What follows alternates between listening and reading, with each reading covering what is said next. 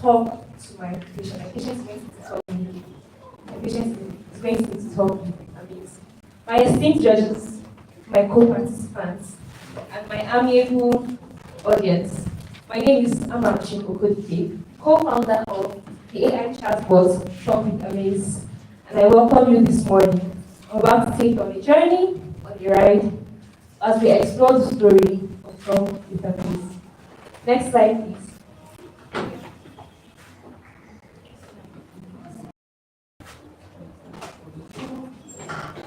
Okay, so our problem, let's start with the problem statement, right? Communication barriers between healthcare providers and patients due to language differences result in poor patient comprehension, reduced adherence to medication, increased risk of side effects, and medication errors. Okay, so let me give you guys a personal story. As a young pharmacy student who is trying to, figure out where she wants to venture, I often tend to volunteer for outreaches. But I never volunteered to be part of the counseling unit, mainly because, funny right, I was born and bred in just that state, but I do not speak, neither do I understand any of the language we speak here. So I'm always shying away from counseling because I know that we would have this language barrier between me and the members of the local residents. Our AI chatbot is here to solve these problems. Also, as an aspiring research innovator, I would love to really visit villages, and speak with the local residents and talk to them about their problems, their issues, in order to find insights. But if I don't have knowledge on their languages, I believe that communicating them will be an issue. And currently, there are limited digital tools focused on translating pharmacy-specific terms into local Nigerian languages in real time. Next slide, please. So our solution: to build a functional chatbot that can translate pharmacy-related phrases. This would be during counseling, during consultations, and this service delivery and research processes. Next slide, please. How it works. So number one, you open the chatbot. Our chatbot has 4 pages, right? The whole page. We have our dictionary. We have chatbot where you can type in your phrases, or you can use voice input to talk to chatbot basically and translate for you. We also have a feature that allows people who are more fluent in these languages to be able to interpret or provide us meaningful translations for the languages that we are a little bit short-handed in. Then we have the exciting features page. We'll get back to that in no time soon. Once you explore the 4 pages, whichever one you want to do, whichever one you want to use, you use the chatbot to translate your medication information and ask follow-up questions, thereby improving your health outcomes and informed decisions. Sorry. Next slide. So here we have our homepage. Okay. You can see here we have the dictionary. This is the dictionary's UI. We have the chat with the farmer, chat with Amaze, which is the chatbot itself. We have join our mission, where you can either impute interpretations of languages that you know and you haven't seen on our AI. You can be a contributor that makes impact to us. So we have the exciting features page also. Next slide. This is just how the dictionary looks. We started with indigenous languages in Plateau State. It was just a screenshot, so we're not able to get the demo for it. If asked, we can facilitate that. Next slide, please. So this is the chatbot UI, still under construction, but this is what we have for now. So you can type in or you can record. Next slide, please. This is our next slide. Yes, this is the help us improve, where you can contribute to impact and put in those phrases or words that are not initially in the chatbot itself. Next slide. Next slide. Yeah, this is our exciting features page. We have chat history, voice input, read aloud, location-based language, patient mode, suggested phrases. Download your conversation log just in case you want to see what you've been doing on AI chatbot. Offline support like can be used in remote areas without internet access, and also learn from users. So this is the way we get feedback from our users to improve. Next slide, please. Our market size. So these are rough estimates, right, from gathered from a lot of sources. It said that the global pharmaceutical market is about one. It will be estimated to have a value of $1.5 trillion by 2025. With a potential, now let's look at the potential revenue for top companies. On the global scale, we have $1.5 billion. Let's say we're addressing zero. The first will be subscription-based model for premium users. We can have, you saw those exciting features we displayed earlier. That can be our premium offers for users that choose to go for that subscription. Advertising, we can have targeted ads from pharmaceutical companies and healthcare providers. Data analysis, you can get data just from the way users use this app. This data that we will get will be relevant to the healthcare sector, not just in Nigeria, but to global health governing bodies like WHO. So we have data analysis, anonymized insights to pharmaceutical companies and researchers. We can sell this anonymized data to be noted though. Partnerships, we can have co-branded initiatives with healthcare organizations and pharmaceutical companies, all generating revenue. Our key partners in view are pharmaceutical companies, educational content and promotional materials, healthcare providers, personalized advice and support, and language experts. So you see now that Topic Amaze is not just AI, it is integrating other industries into it, even the legal industry, the healthcare industry, the tech industry, and let's not even go further because we know that Topic Amaze can go further than that. Next slide, please.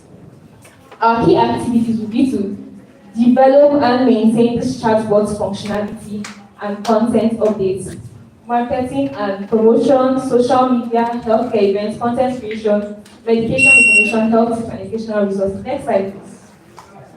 Attraction. We currently do not have any live apps up, so we do not have traction at the moment.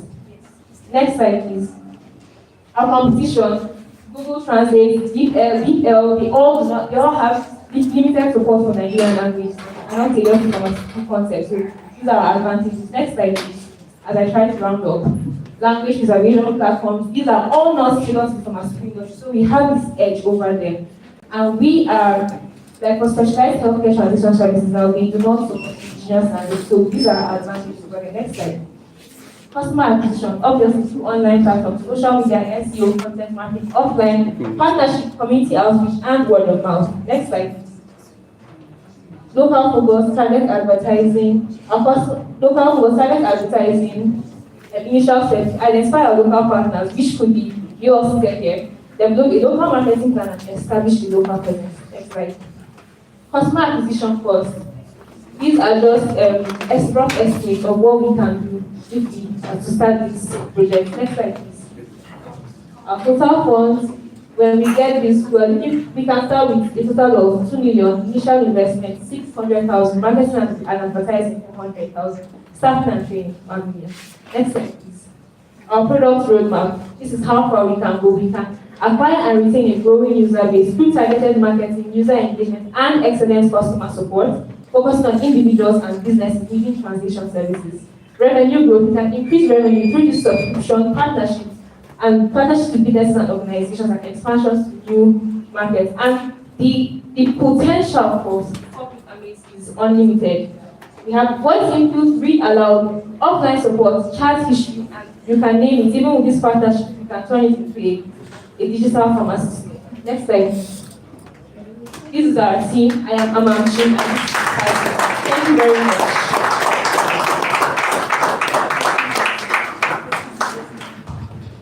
Please, can you see? Thank you. Please, a round of applause for that wonderful idea. How many of you actually enjoyed what you heard? This is to show you the amount of effort and intentionality that goes into this. Thank you very much, Team Amaze. So very quickly, we're going to be having questions from each of our judges. All right. Hello, good morning, everyone. well done. You did really amazing. And your confidence, yeah, you did well. I have a lot of questions. A lot of questions. So first thing with, I have to be honest, what you did, is this the first time you did? For the first time you did well, but you took a lot of time. You didn't go straight to the point because I was conflicted. I had to, be checking, looking at the screen at the same time. So it took a lot of time. Next time when you're pitching, just go straight to the point. Problem statement, your solution, your target audience is important because right now I'm conflicted. Who exactly is your target audience? Because this is a local solution, but then the solution, it's a local problem, but then the solution you are giving is not. Because what of the people in the local areas who don't have access to people don't have access to smartphones? So how do you intend to help them? You understand? And there are a lot of places in these local areas that don't have network. Even here in the urban areas, there are places that don't have network. We were just complaining when we entered into this school. The network is not really good. So how about this? Then another thing is this platform, when it's ready, would it be available both online and offline? To have the offline version. Then also you should, reference is very important because when you are speaking, you gave a statistic and then you said from here and there. It's very, very important to be specific about your reference. Where did you get it? Data is very, very important because it's data that you use in order to know how you cover the solutions that you have. So you have to be specific. Okay, this is the data we collected. 50% of people from this so area. That's why we are offering this solution to them. Then another thing is, okay, it's a very, very good idea, but the solution is all over the place. What I would advise is start small. Just, okay, focus on one thing first. You prioritize what is the most important thing that we should focus on. Then as you are building, you'll be adding more features to it. Start locally first. Focus on the local people. Then as you are adding more features, you will now focus on it at the global level. That's all I have. Thank you.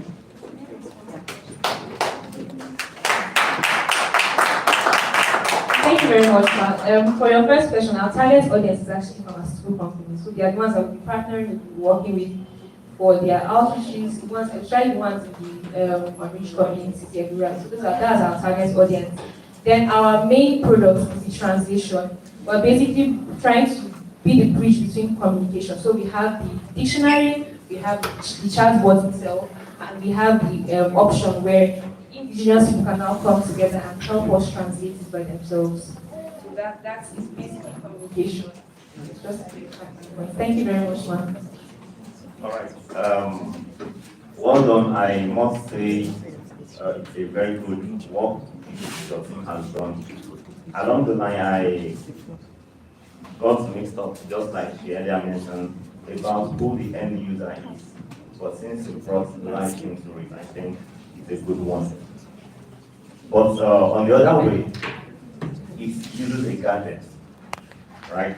So now what, initially I was thinking about the literacy level of maybe the target population, of which I thought it's maybe the people in the remote area or that. So it's been a challenge because they may not be able to read even in their own local language. But as you went on with your presentation, you gave the option of the voice chat something. All right, so what about the technical know-how of the end user? Yeah. That's what I gave screenshot for how it works. I displayed the screenshot for how it works. It's very easy. So you choose your language. You can choose your language here. You can choose what you want to what you want to translate into. Then here you get the results. All right, so to get it straight, this is solely for the health practitioner, not for the. So now the potential to get to even use it for the residents there, that's where we now partner with organizations, maybe to take technology to these areas. So we can now get them, teach them on AI, have them to then as regards technology, that's where it comes in partnership, future and product roadmap of what we're seeing. But what we have basically is just for companies, pharmacists. Thank you very much for your presentation. So, two judges actually were just going in my head. That's what they say actually.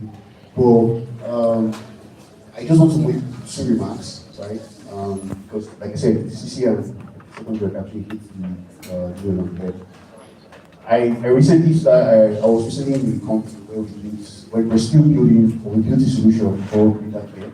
Like basically just allow doctors from different parts of the world to help patients. That's basically what it is in a nutshell, but it's more depth to it. So one of the issues that came up was data, right? Based on the data, have you read the recent data protection law, right? And you have recent data protection laws. Please do. They are crazy about this thing. You can't just play around with data. Now, what you said about sharing data and analyze data with funds, that is found upon you. You are infringing upon people's privacy. That's very, very wrong.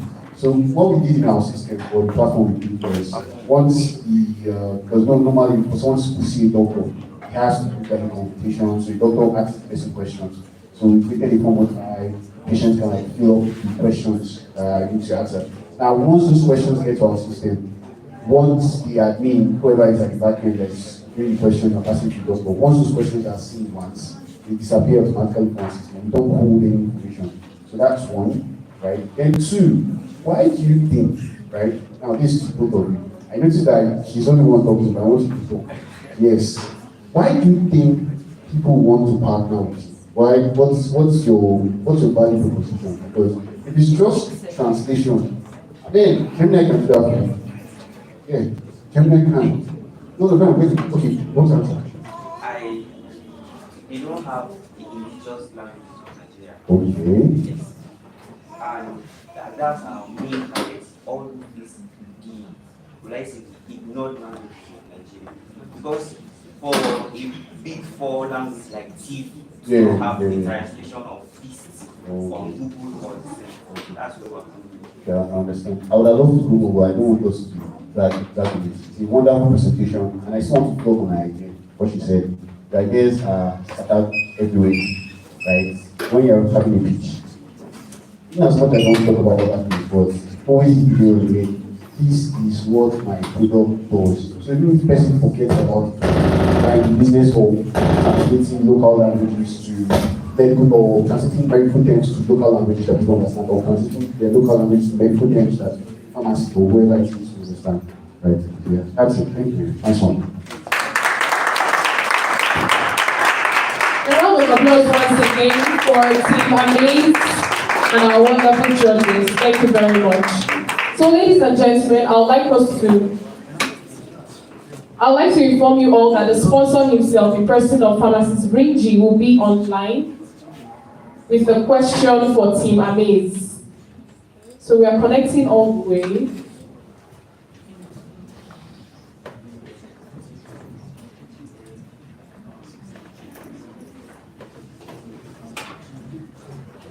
Hi, good morning. Can you answer me? Yes, sir. Can you hear me? Great. Thank you so much again for the opportunity, and thank you for the judges for a wonderful job that is being done. I'd like to congratulate the first team. That was a very detailed presentation, and I'm super impressed by the level of detail. Although I think the first judge nailed it, saying it was a little bit too long. So maybe find a way to shorten it to the point where you talk about your problem, your solution, how it works, value proposition, and how you're going to make money. That's the business model. The question that I had, I think the last judge just mentioned, which is, what is your clear value proposition, and why should people use your product that is going to be subscription-based versus the Google Translate that you mentioned, which is completely free, right? And so, those are things I don't have an answer to think about it, but if you have a product that people are used to just doing things for free, how do you intend to get people to get on your platform and pay for it when they have free versions of the same thing that they can use every day?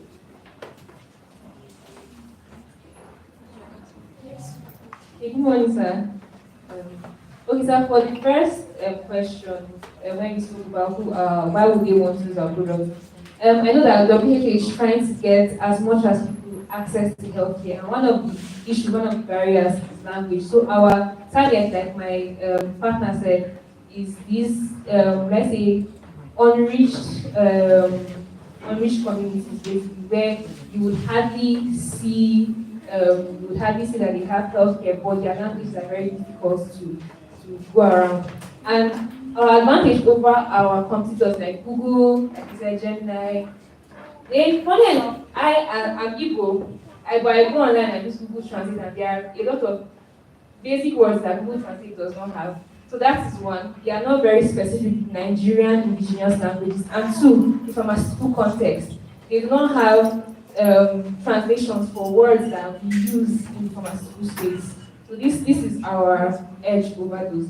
And then we know that for most of these companies trying to reach these communities, they are mostly involved in the social impact space. So we're basically talking about the big guns, getting them to invest in us, not just basic pharmaceutical products and all. Thanks, sir. And also, sir, so I wanted to address the data. So by now, if we get their prescription, we know, okay, these are illnesses that are most prevalent here, and these are the type of drugs. We're not really getting personalized information that would harm anybody. Yes, sir. Just to verify that. Thanks, sir. Thank you very much.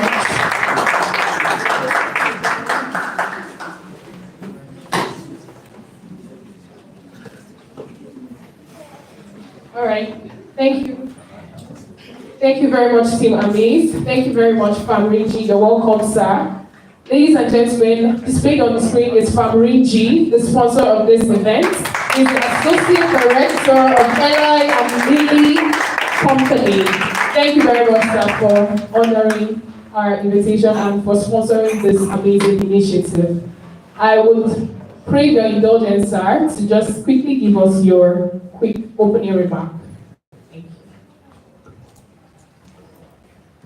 Good morning again, and I'm sorry to interrupt, and I wish we just continued, but since you guys have asked, I'd like to just appreciate the organizers. Thank you, Fred, especially and your team, for an amazing job. We started this journey last year, and it already seems like we've made a huge improvement from where we ended last year. But what I just wanted to say this morning is that the purpose or the reason why I got interested in this very project is the reason why we are here this morning, and I'm just proud to see that even as students we're already developing the competencies and how would I put it? Just the curiosity to try to solve problems, right? So just listening to the first presentation and seeing the kind of mindset that we are already developing as students is something that I'm very proud of. We never had the opportunity to have anything like that while we were in school, and a lot of us learned most of that while in business school. So it's you guys are like miles ahead already. The goal for this is for it to be an annual event. We hope to be able to, after like this first two, to be able to like blow it up and make it bigger than it is. So that we have students that are graduating from pharmacy school with business ideas already growing. Hopefully we can bring in support to be able to train teams as the plan for this presentation, so that like questions we were asking in the first place about how to make clear value propositions, short presentations that go straight to the point, would be things that are like competencies we develop before we leave here. But I'm incredibly proud of all of you for taking the opportunity and stepping out to participate. I'd like to also thank the judges for taking out time out of the busy days to join us. Sorry, I joined late because it's about like 5, just got to 6 a.m. where I am at the moment, so I couldn't join at the start. But again, incredibly proud of the team and what we're accomplishing today, and good luck to all of the teams participating. And I pray that we'll come out of this place with workable solutions that people will take more seriously. It's not just a presentation, but you can think about it as a solution that you can actually scale out of this place. And after pharmacy school, rather than looking for a job, you could actually be looking for investments to start your own businesses. So again, thank you, and hopefully this will be like the smallest of these events that we organize, and subsequently we'll have events that lead people to start companies, events that will lead people to land jobs, and more financial reward that changes people's lives. Thank you once again, and thank you, judges. Thank you very much, sir. Ladies and gentlemen, a round of applause for participating. Thank you. All right. Also connected online is Mr. Bashir Shaidu, the Chief Operating Officer in Hub Nigeria and Foundation. A round of applause for him. Sir, if you can hear us, we'd just like to have a few words from you, sir.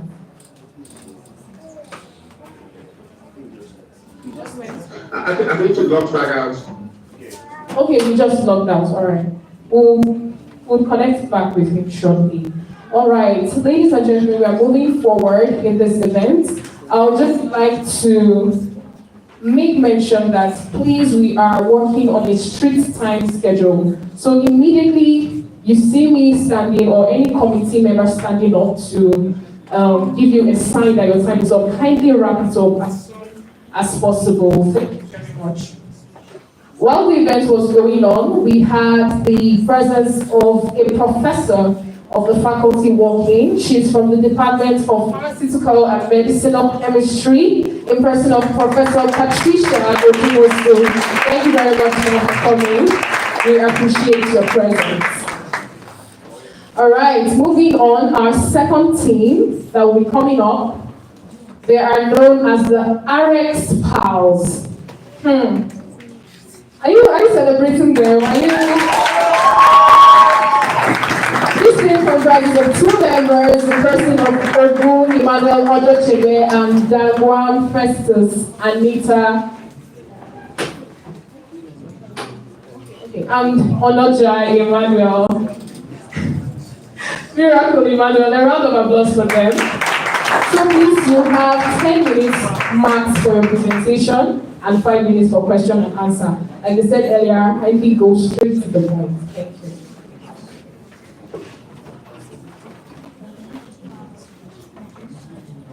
All protocols duly observed. My name is Anita. I am here to talk about RX Power. Before I start, I would like to draw attention to a very familiar quote: knowledge is power. Now, I would like us to reflect this, but with respect to our health. The more you know about your health, the lesser the chances of you making harmful choices. And that is why we created RX Power. Before we talk about why we need RX Power, let's talk about important things. Cancer isn't one disease, but prevention can be one solution. Cancer is over 100 diseases with no single cure in sight. Now, there are various cures for cancer, but none is focused mainly on just treating cancer in general. It's just a specific subset. Now, 40% of cancers are preventable, and they are linked to lifestyle, diet, alcohol, stress, smoking, poor sleep. But the average person doesn't know what to change, when to change, or why it even matters. Health education is not evenly distributed, and this is very prominent in areas with low resources and underdeveloped nations. Now, this is why we created RX Power. RX Power is an AI-powered preventive pharmacy that fights cancer before it starts. It is a mobile-first lifestyle app. Now, it is not your regular wellness. It is focused on cancer prevention. It predicts and reduces cancer risk by tracking user behavior. Now, it is mainly built on the preventive pharmacy principle and is guided using AI. It It uses psychology, education, and AI to create a habit-changing experience. How it works is that we allow the user to feed the app with their daily activities.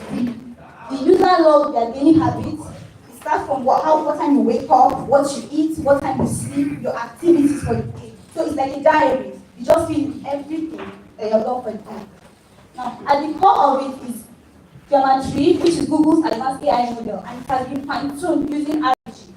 Now, we feed this app with information from verified sources like the WHO and CDC, also top journals, which guide accurate and evidence-based advices. The AI compares the user behavior that has been fed to it on a daily basis, and then using the verified information in its database, it gives personalized and practical health tips. So basically, what we are saying is that the tip is tailored per individual, based on specifically what you do for the day. It changes on a daily basis, it changes with what your schedule for the day is.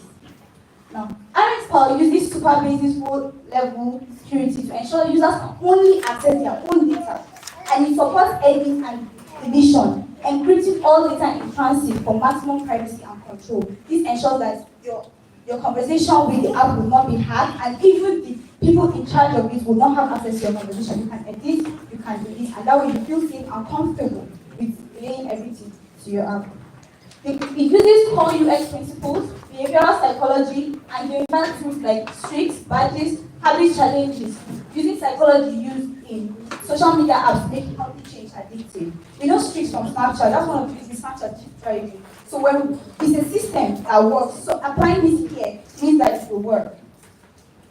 These are screenshots of the functioning app from the home page and everything else. And then next is a video showing how. This is a video of how the app works.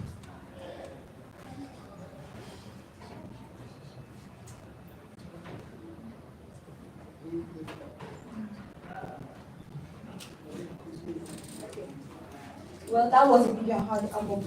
It's a fully functional app.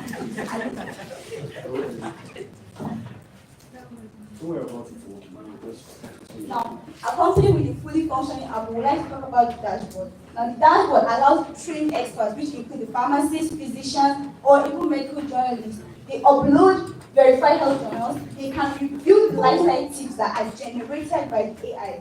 They can also push trending topics. Now, the AI cannot get trending topics, but the humans now that are in charge of it will get the trending topics. Feed it with tips and challenge engines, so that AI will be able to tailor it when giving it tips.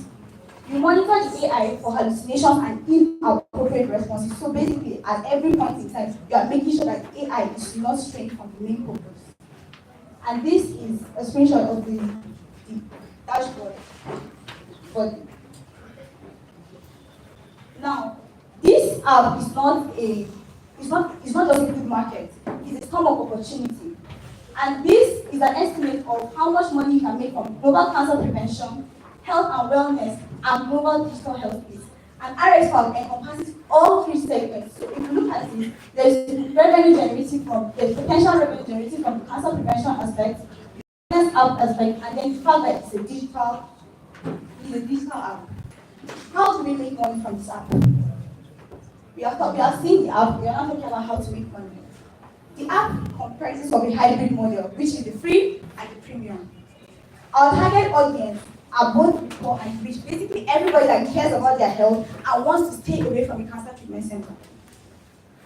The free version is for daily use, learning, and AI advice, while the premium is similar to the free version, but it removes the ads and has access to premium features. So in the free version, we make money from the ads, and the premium version, the users pay for the loss of the ads, which is an aspect of revenue generation. So now basically, as the user base grows, we will introduce advertising models for just health-focused organizations. Now, this wealth distribution is making sure that the rich pay for premium, which is revenue generation, but the poor are able to use the app using the fees that was paid by the rich. Now, we have talked about how to make the money, but how do we get the users that will bring in the funds? Now, we are going to use viral challenges because this is a technological era. So we use challenges, social media, influencers, so that we can sensitize the environment on this app so that it can be in use. And then tips that will be shared by the app are shareable. Now, the users are potential influencers. They will share these tips, and then every tip that is shared is a potential download. Every potential download is potential revenue. Now, with the growth plan, we want to start at the local level where we will have a launch and then sensitization. When we are established at the local level, we want to go continental, but we start from the local continent, which is Africa. We will now expand the languages involved, the food involved, and then sensitization at a larger scale. And then after that, we now go global, incorporating the intercontinental languages, meals, and all the other things, while having intercontinental international partnerships so that everybody is relatable to basically everybody. Now, we validated the program. We have our team, data strategy, and scalable plan. The MVP is built and ready to launch. What do we need? We need medical sponsors, we need medical partnerships, we need technical mentorships, and we need the funding so that we can backbone this action. In conclusion, using the words of Satya Nadella, the CEO of Microsoft, augmenting human capability, not replacing it, is the future of AI. Ladies and gentlemen, this is the future. RSL, personal, predictive, and powered by AI.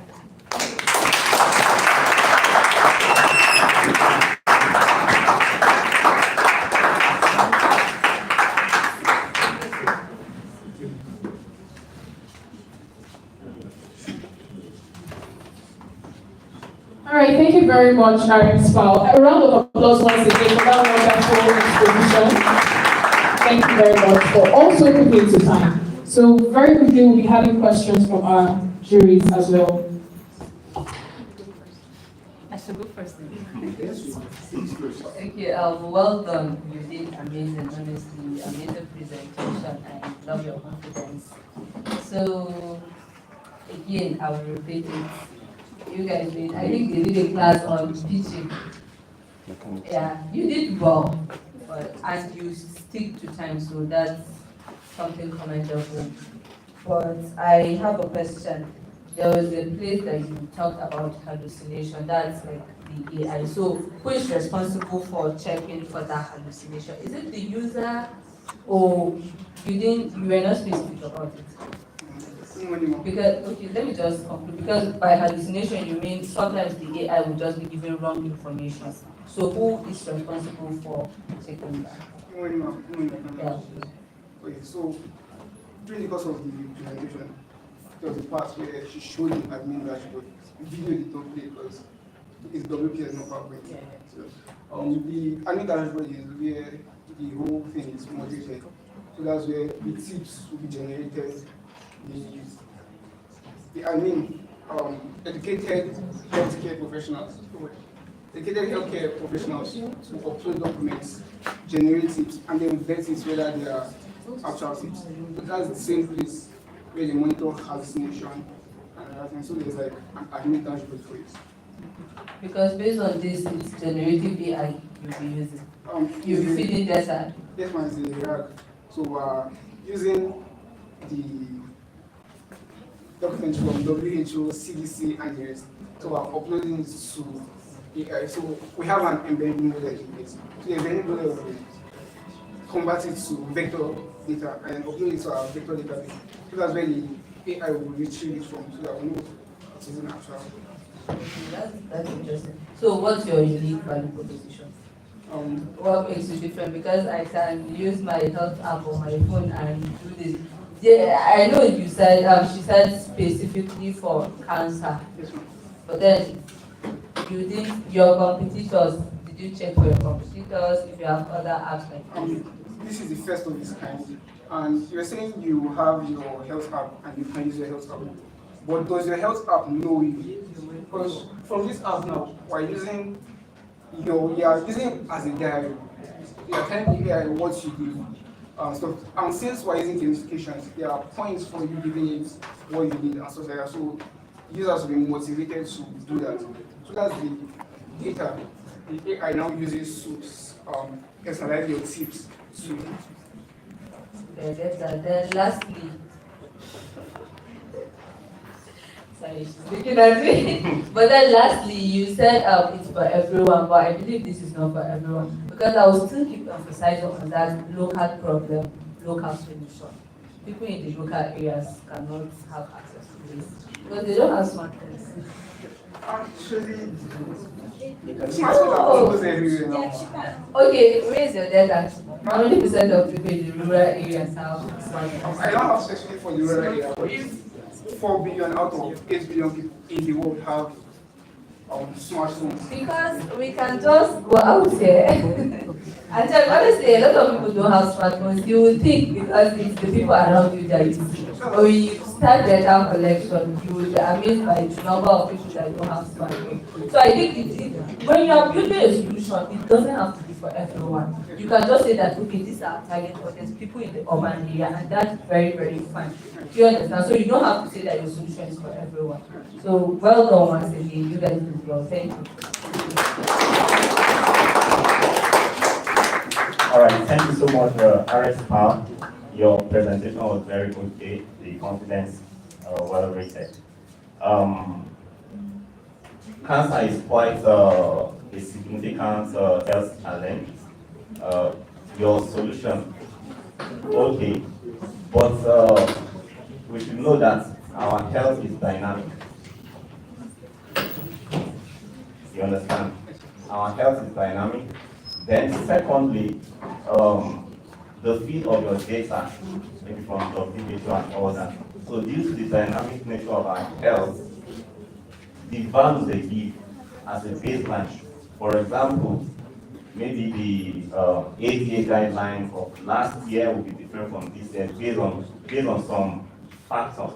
So how do you fit them in, and how do you think that would give a good prediction? Because from your presentation, the app is just to be like an advisory, right? You feed it in with so many data which you get from governing bodies of health. So for example, the American Diabetes Association would have a risk assessment using different, which might change in time. So how do you keep feeding that in, and how do they go in tandem? Thank you so much. So the admin dashboard is forever running. So there's a part where we can remember we're uploading documents. So it's very possible to delete the documents and then update them. So if the guidelines change, we're employing people to monitor that. So that once guidelines change, there will be new upload, and then we're using current data. So we're uploading the data regularly to make sure it is in power with current changes. Thank you so much. Okay, thank you. Lovely presentation. I have to comment in my head. I tried. It really turned out really wonderful. I don't recall. So, sorry. As because what I said, the judges keep really everything at the end of what I want to say. But I just want to, I'm thinking from the user's perspective, like an average Joe, like, you know, I need an average Joe, right? An average Joe's perspective. What will make me go to police and download the app? Yeah, that's the question, because the concept of cancer itself is scary. I don't want it to go to it in the first place. The thought of it is scary, yeah? So why would I, if my same mind want to go and download an app that presents cancer? Well, cancer, probably. But you get what I'm trying to say, yeah? Yeah, that's one. And two, I'm not really expecting everything perfect, because I know that it's not like technical audience smart people into. So most times there are a lot of things I'll just let slide, because if you want to see about this thing, it's going to this from my perspective, but to take apart, there's a lot of questions that will start spinning, right? Yeah, good. So that's right. Now the question is very clear to you. This young man that is dressed very wonderful. I want to answer that question. It's teamwork, yeah? So please go ahead. What will make an average dream? Person does D, you understand? What you can with your husband. I mean, come on, because cancer scale of yourself. Okay, so why would I want to just do so as an abstract and go to the outline? What's it? Because whether it's website or whatever this is, why would I want to focus? Because that's the idea. Why would I want to? We're being specific. It is something specific. Not basically cancer. Oh, For subsequent times, we are going to advance into other other illnesses. illnesses. What help you? So as an average Joe, Yeah, average rate. you care about your health. Obviously. You are Okay, not obviously, because we just don't care. We don't care about our health. So, if you are scared of cancer, you care about your health. most people don't, I think, the thought of cancer. That's what I'm trying to say. Like, the only time we become serious about our health is when we get sick. Perfect example. Someone gets sick now to be like this. They give him malaria drugs. Once he takes the first 2 tablets, it's okay. Okay, so why people do so. Right? I didn't know about that till my guidance told me that that is actually wrong. You're actually damaging your system. Yeah? So that's a perfect example. Like, so why? Tell me why. Make me believe in why. Fuck that you care about your health. Now, personally, I've seen close people die of cancer. That's the major thing. So I've seen close people die of cancer. So an average Joe, there's a chance to have seen people close to you or heard of people close to you die of cancer. So that's enough to trigger action to prevent these things from happening to you. Yeah, I think that's okay, right? But like I said, to the average, I don't think that's enough reason. I think what you need to do is you need to combine the two, preventing and living with cancer. I think those two is really put the thing head of preventing and living with cancer. I think that's how we fix the response. Can I ask you? Yeah. So as an average runner, if Average we're able to get your friends that don't really have to use the app. Now the tips are shareable. You see their tips on their statuses and stuff like that. So that's enough reason to join this app. So, no problem. I think I'll talk about this later. Yeah. If average Joe as well. Yes, average Joe. No matter how thick your something is or crazy it is, we are just very, very prone to peer pressure. Okay. So the moment close people start to do it and it just starts to happen, not because they care, they just want to see what's happening there. They just want to feel at home. So much of your work has going to be on adverts, like crazy, mad adverts. Emo adverts. Thank you very much. Please come to us today.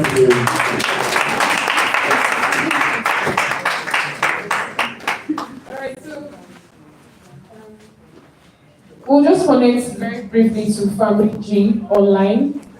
I think he has a question for them. Thanks again, Alex Pal, for a very, very good presentation. I think what I'm blown by is the quality of the presentations you guys made, first of all. The feasibility of the solution is something we can talk about subsequently, but I think that presentation was very well made. I think some of the judges have asked some of the questions that I wanted to ask, but just from listening to this, I think it would need a ton of data to be able to accurately even give any form of accurate prediction. I can also confirm that a lot of apps like this actually do exist already, and people can simply just be putting things in ChatGPT and asking for like what created here, right? So I think an app like this has opportunity, and it's futuristic in nature because long time we'll have AI assistants that will be telling you things about your life that you don't even need or think you know. It will be prompting you to do things. I think to the question of smartphone penetration that was asked earlier, data shows that by 2022, about 44% of Nigerians already have access to smartphones. So that's close to 140 million, which is a good market to begin with. So I think for me, how you get people to care to the last question that was asked about healthcare. This is make it fun, make it non-scary, So it's about communication and the marketing that goes into how you roll a solution like this out. And you can start from, yesterday we talked about this during the symposium, but this will start from just videos that talk about healthcare and getting people to really care. And it will have a lot of upfront investments in how you roll out this information and get people to care, and then point them to the solution that could help. Whether people would take advice from an app or whether they have cancer or not, it's a subject I can discuss another day. But overall, I feel like you guys did a great job, and for the time that you had, great job and congratulations.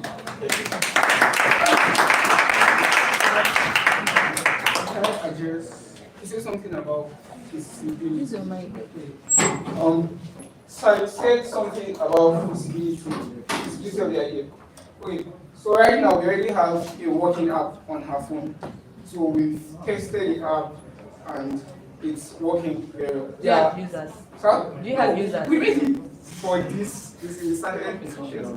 They can share. No, what I mean is like the students or something they can just.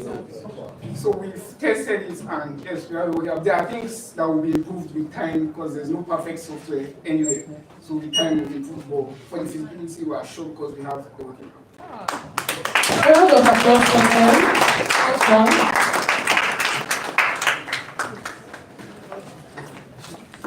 All right, ladies and gentlemen, how many of us are actually having fun?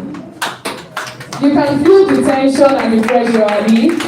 This is just two things, and I can see that a lot of problems have, been trying to be solved here in a way. So I'll call on the next team very quickly. Remember that we have marks for presentation, clarity, communication, feasibility of your ideas, and creativity, impact, and relevance. So try to keep to time, try to go straight to the point, and try to convince us properly. Thank you very much. The next team on my list will be the Farmer Intel. A round of applause for them. This team comprises of Ukete Sunday from the 400 level class, Divine Uno from 300 level class, and Abaka Edua from 400 level class. Please make it resounding. Thank you. Don't get tired. Don't get tired. Thank you.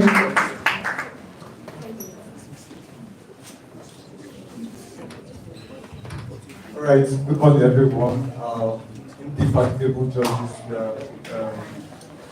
Thank you very much. My name is Peter Sunday from 400. So I'm privileged to be presenting on the farming. So we have a problem in society, a very big problem. Now, pharmacists, scholar, and the seated here will agree with me that we have the issue of rush hour in pharmacy outlets, secondary institutions in the community. And what we can take, for example, have about three standard pharmacy outlets. We have the Lamed pharmacy outlet, we have the Priesthood pharmacy outlet, we have the Healthy pharmacy outlet. And these rush hours are between 6 to 8:30 p.m. every evening. We have people go there to get medications, to give their prescription sheet for pharmacists to dispense medication for them. And then these pharmacists are fatigued, are tired, and then you can agree with me that once you are tired, you are not working efficiently. They are prone to the errors. Now, where the big problem comes in. Here you have a prescription sheet that has a long list of medication or drug. It's an issue of polypharmacy. And polypharmacy, by definition, according to the WHO, is when you have a prescription sheet that has over 5 medications on that prescription sheet. Now, you could have an issue of drug-drug interaction, which will result to another drug. Next slide. What problems are we hoping to solve? I made mention of the adverse drug events that result from drug-drug interaction. Now it is on record that we have one pharmacy to over 14,000 Nigerians in the community. And when you scale that down, one pharmacy to 14,000 Nigerians, most probably that you have over 70% persons who are suffering from infectious disease or poverty. Now in the global south especially, that is according to PSN 2023. Now we have medication or adverse drug reaction that can be reduced due to enhancement of the therapy management and dispensing. Up to 72% of it can be enhanced. Now this poses a very big risk. Why? We are going to have patients who have long hospital and stay time. We are going to have issues of increase in healthcare costs because when you are bedridden for a longer period of time, you are going to spend a lot of money. And they are going to have economic effect on yourself, your family, the community, and then it will translate to the country as a whole. So that is a big problem, and that is where pharma care comes in. Next slide. I spoke about the opportunity. Now, AI is rapidly growing, it is evolving, and then we have about 1.7% cumulative annual growth rate to increase by 2023 to 2030. We are just about 5 years shy of that. Now, that is where we come on to leverage the revenue generation of AI, where we incorporate in our solution to drive forward change, impact, and bring forward a solution that is very effective. Now, the demand is very urgent. The pharmacy profession is also evolving. We have just changed from B-Farm curriculum to a PharmD program. So we are more clinically oriented. So we need tools that will enable you to work so fast, efficient, and devoid of errors. Next slide. So the next slide is our solution, which I made mention about. It helps pharmacists, which are user personnel or our target audience. Pharmacists in research institutions, in secondary institutions like pharmacy outlet, registered pharmacy outlet. So it helps identify needs, optimize prescription, and improve care within seconds. It prevents adverse drug events. So when you, on that app or product, you are going to scan the prescription sheet.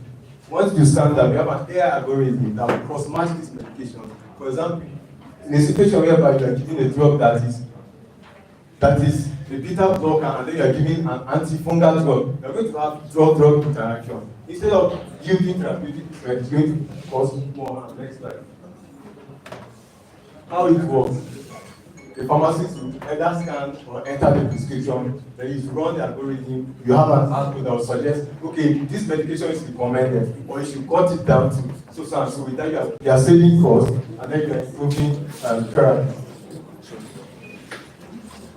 Okay, the product itself. Our product is an AI-powered prescription analytics tool. So basically, as I said, the AI tool is for pharmacy.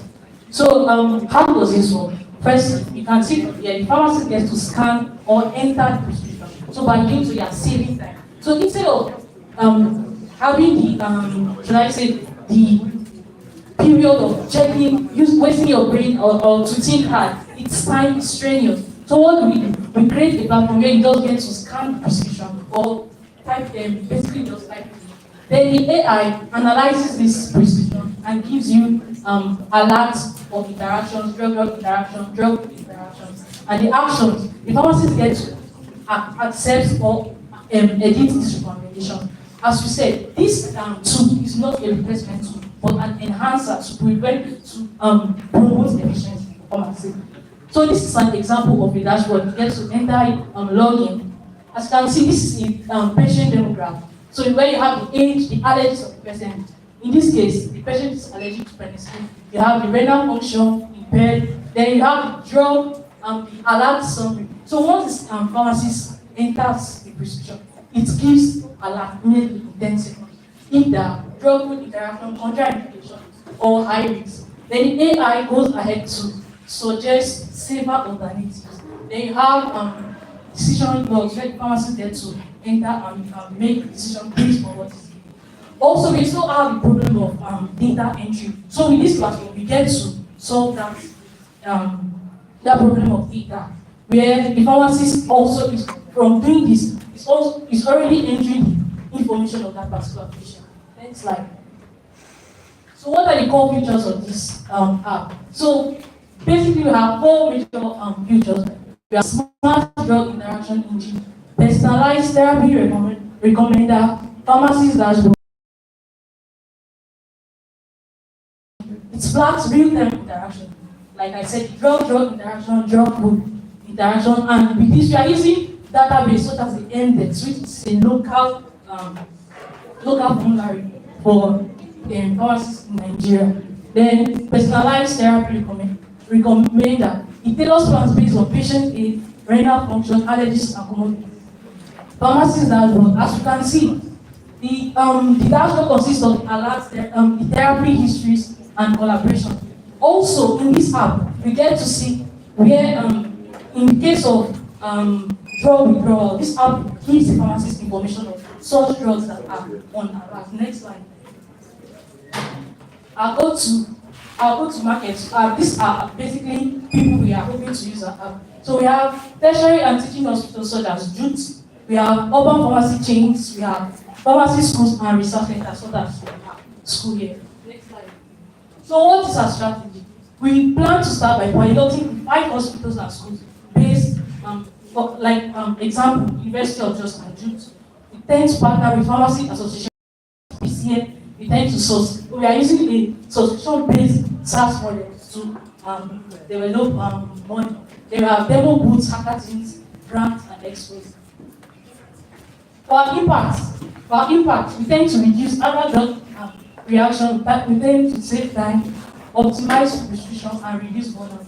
By reducing average drug effect, we are reducing this by 40% in 12 months.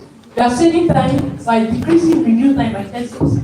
By optimizing prescription, we are reducing inappropriate prescription by 35% and reducing burnout space by pharmacists. Alright, so a big question to us is why Pharma Intel wins? Next slide. So our app is basically AI powered, built for Africa, particularly Nigeria, categorized to Jos Metropolis per se. So we are actually interested in alerting pharmacists to know about real-time drug interaction alerts, personalized therapy recommendation using local formularies such as index. We have we designed a database based on Nigerian and LMIC pharmacist workflow. We also have a model which we're using, which is affordable SaaS pricing model tailored for high volume resource limited settings. Please, next slide. Acquisition channels. Sorry, next slide. Acquisition channels. Alright, we tend to partner with PSN, Association of Hospital Pharmacists, teaching institutions. We tend to pilot early access programs, hackathons, health tech expos, pharmacy weeks, campaigns, peer-to-peer referrals where pharmacists tend to refer other pharmacists about this product. Please, next slide. Alright, they ask, our total raise for this is about 7 million, which is $5,000 US. Our instrument is safe or convertible notes. Our valuation cap is 1.5 million. The discount for each pharmacist per usage is 20%. Our fund allocation, how do we allocate this money with? Our software development will take about 35%. Our clinical validation and research will take about 15%. Our user acquisition and marketing, that's advert, will take about 25%. Our compliance and licensing will take about 10%. Operations and team extraction will take about 15%. How do we tend to, what are the channels we use in acquiring this? Reduce burnout for pharmacists, faster prescription reviews, smarter decisions, clinical credibility, reward system, and also to ensure that pharmacists are basically, they have this burning desire to use our app. We tend to give them incentives basically on the use of this app, and then they tend to get certification. Thank you so much.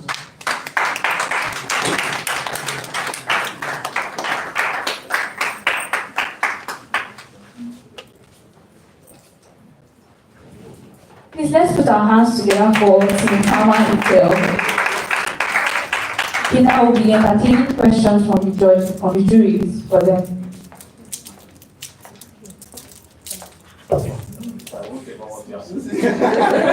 I guess okay, I feel as if I've already seen before. I don't know where like this is that concept. Okay, but in a nutshell, right? What's your product? Because I feel a lot of things are flashing my head. I'm not sure. What is your product? Our product basically is an online web app. Okay, that does what? That helps pharmacists to reduce time, to give a personalized prescription base, and also helps in storage of data for patients.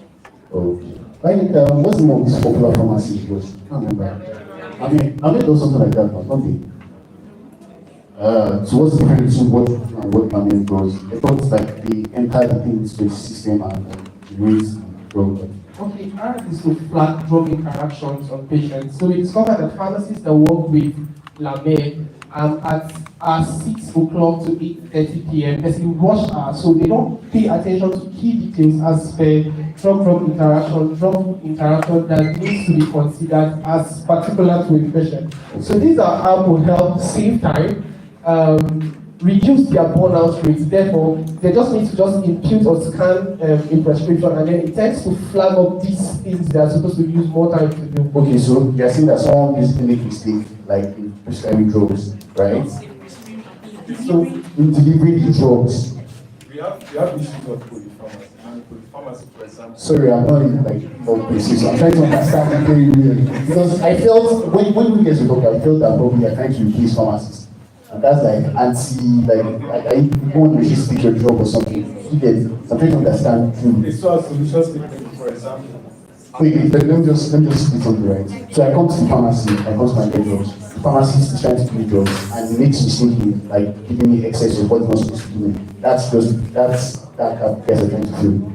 Finish, right? Okay, cool. Because it's established that we have over 72% of advanced drugs left, and they come as a result of polypharmacy where there are errors in terms of dispensing of those drugs. For example, if somebody is supposed to take only anti-malaria with no combination of vitamin C, during those rush hours, you attempt to make errors and then you skip that. So these are solutions going to flag that, going to this is the algorithm of cross-match medication. This is flagged, or this is not recommended. So we are getting information from MDES and locally based medication or therapy in Nigeria. What if it's the doctor that gives recommendation? If it's the doctor, the pharmacist there by profession, they are taught that you have to send a note and make corrections, so you are not expected to give out those medications. Oh. You are liable to jail them if you give a medication that is not supposed to be given, result to maybe death or morbidity. That's serious. That's my case. All right, just to try and buttress this, polypharmacy arises from maybe a patient that has a comorbidity. For example, somebody having hypertension is also diabetic, and is also having maybe urinary tract infection or what have you. So ideally, a doctor prescribes drugs to tackle all of those things. But because drugs are chemicals, somehow they interact, and it could be advanced or it could be an added or accelerated advantage to the patient. But in this case, you are tackling the adverse drug reactions. So I was about to ask, just like you're trying to quiz to that, is it that you are trying to boycott the role of the doctor because prescription emanates from a doctor? So what does the app do? Is it to just pop up the adverse reaction? What happens after then? Is it to correct it or to make the pharmacist return back to the doctor? And secondly, there are different aspects of pharmacy practice. I don't know where this is tailored to. And you talked about saving time. How does it really save time?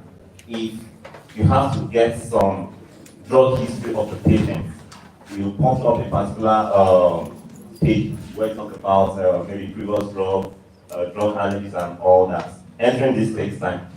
You are trying to save time and it's taking time. So I just want to know really, maybe you can Okay, so the solution is not working on the prescription. So a patient will go to the hospital center and get prescription sheet. So pharmacists are licensed to dispense medication. So once they bring their prescription sheet, the app is scanned, the pharmacist scans the prescription sheet, and then the scanning of that prescription sheet or the entry of the data, the AI algorithm run across it and cross-match those medications put forward on the prescription sheet. Then to put forward a recommendation, the recommendation will be, okay, pass, recommended, not pass, not recommended. If it is, if you are having drugs that counter-react or react with each other. So at the end of this, it's going to collect data now. As an aspiring implementation researcher, we have issues of access to data. Now this is going to track down, okay, this is hypertensive patient, ABC coming to the pharmacy, this hypertensive. At the end of the long run, the secondary institutions of learning can collate or get outsource this information and use tailored interventions that will better this community. I think there is a second question. Okay, is it streamlined to retail pharmacy outlets? If no, how would it benefit pharmacy and how does it save time in that regard? Because we know that pharmacies don't really have access to the patient's file like that. So how do you get those?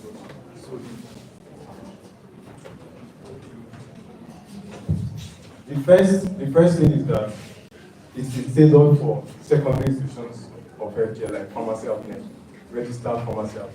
Then we have research institutions. So research institutions be at the back end where to have access to information. And then this will be on suspicion based because we have researchers. And for you to do or to improve on medication or drug discovery, you need to have access to those data or information. So the first line target is secondary institutions like pharmacy outlets in community. And people who are supposed to be there are only pharmacists, not pharmacy assistants or not lab technologists. Please help us get for you.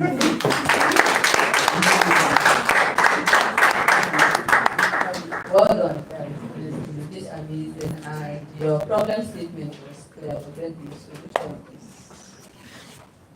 Do you understand what I did? But and I also love the teamwork. I think one of you spoke. My own specific question would be, how do you plan on getting patients data? Because we know that we're here in Nigeria and most of our hospitals, the way they collect data, okay, just recently, I think they started using it, getting data. But then, do all other pharmacies, do they have access to this data? Because let's say it will be the first time I'm going to Lamed with my prescriptions. How are they supposed to get my previous data and know these are the allergies I have, or this is the drug that I've been using? Because if I understand what you are saying in layman's terms, you're just trying to provide a solution to mostly people that are maybe drug addicts or they have allergies, and then let's say there's a medication prescription given to them, and like they will react to it or they will have excess, right? It's not targeted for drug addicts. We have persons who are living well. For example, a hypertensive patient is prone to have diabetes. So those are comorbidities, those are our pharmacy TSA. So you are going to have a lot of medication prescribed for you, say 3, 4, 5. So that is what we are trying to prevent, not really drug addict. They may be adherent to how they are supposed to take their medication. So the data we are getting is not primary data, we are getting secondary data. The secondary data now has to talk about the disease state, how prevalent, we are trying to, at the end of it, know the prevalence of such diseases in that location. So that's why we are tailoring to here, because we have so many diseases of the global south, and Nigeria is not. Nigeria is one of those countries. Also, to add to what we are also trying to, we are trying to encourage data entry for pharmacy. You know, in Nigeria, getting data is a lot very difficult. If you want to work doing so we are trying to encourage that by using, I think if you go to hospitals, they're using EMR records, electronic records. So we are trying to improve that. So when the patient comes with, the patient has, should I say, the name, the sex, and whatnot on particular information. So we are trying to get those information per prescription for the patient. By that, we are building a database while also using secondary data for. I understand what you are saying. But then still, when he started, honestly, when he said unworkable, I felt happy because I was like, yes, this is a local solution. You understand? But then I think you should trim down all the solutions you are trying to give at the same time. Like just focus there. Because that data is very, very important. We do not have data. If I would be specific, here in just especially, there are other states where you go to the hospitals, I mean, a lot of data. Okay, so private hospitals too here in we do that, but government hospitals, we have that problem. But overall, you guys did well done. Thank you very much, Idris. Now we'll be entertaining a comment from Dr. Kadiri, the HOD of the Pharmaceutical Technology and Industrial Pharmacy. A round of applause for you, please. Thank you very much. I want to thank the presenters and our panelists too. Apart from being an industrial, I'm a clinical pharmacy consultant. They were presenting the issue with polypharmacy, but they were not able to make the lay people to understand what they are presenting. Polypharmacy is when you have, you mentioned you're having diabetes, you're having hypertension. You know your kidney is at stake, And so a doctor will prescribe for you what you need to take care of hypertension. He also prescribe for you what you need to take care of diabetes. And you discover that you have up to about 6, 7 different drugs. And as a patient, when you take all of them, definitely they will interact. Let me give us an example. You have amyloride, and that is moderate, the normal moderatic we have. If you use it as a hypertensive patient and you are diabetic, if you use normoretic for a long time, you will come up with diabetes because there will be hyperglycemia. Like now also, a person is diabetic, is hypertensive, is coming down with typhoid fever, you prescribe ciprofloxacin. Ciprofloxacin has the tendency of increasing your sugar level. And so these are interactions. By the time you fix this, somebody having like our normal metformin, if you have kidney problem because you are having diabetes for a long time, you will be compromised. And so they have to change it to another one. So this app will help you to sort them out. That's why they are talking about kidney, heart problem, and then if you are aging, maybe from 40 and above, you have a problem of all these things. And so the app will help you to now say, because of the age of this person, because of the kidney issue, you can use this one, you cannot use this one. It will help the pharmacist to take action without wasting time, consulting papers, consulting official books. It will just give you, in few minutes, everything about the particular patient as you have entered all these things. So that is what they were not able to communicate with. Thank you. Yes,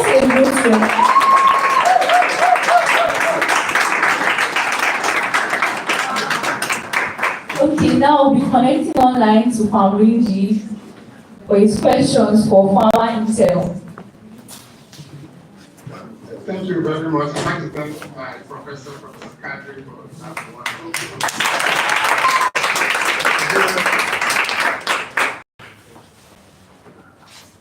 I don't really have a question, but to make a comment, and I think you guys completed the product and the solution in a way. I don't see how this works as an app that stands alone. You guys talked about it as a SaaS product, which is software as a service. And I like how you're going to market with it because you're going to be partnering with hospitals and pharmacies. I see this as a future you can integrate into existing electronic medical records so that the issue of data is taken care of. You don't need to collect data on your own. This is something like a plugin that they add into their existing EMRs. And anytime they enter prescriptions, it automatically flags all of this. So if you do have this, that you go to a hospital that already has an EMR, if you have another app that you are trying to sell to them, you are asking them to use 2 different solutions at the same time. If those 2 solutions do not communicate, it becomes a problem. What you can have is train your model, make sure it's accurate, integrate it into existing EMR models, and I feel like it's an easier way to sell it because the infrastructure for you to deploy is already there. And then you just charge each hospital or each pharmacy a service charge for every year, or depending on the number of licenses you use. And I feel like it's a better way to go about it, and which is why I love what we are doing, because the initial solution you come up with might not be the most feasible one, but as you continue to iterate, you can find better ways to deploy and to get to market faster. But overall, this was an excellent presentation that is looking to address a very, very core problem that exists. So thank you for the presenters. Let's celebrate them. A round of applause. Okay, very quickly, we'll be calling on the 4th team to pitch today. Team Para Detect. Consisting of Awu, 400 level students, and Amen Messi. Please let's celebrate them. Please try to sit beside.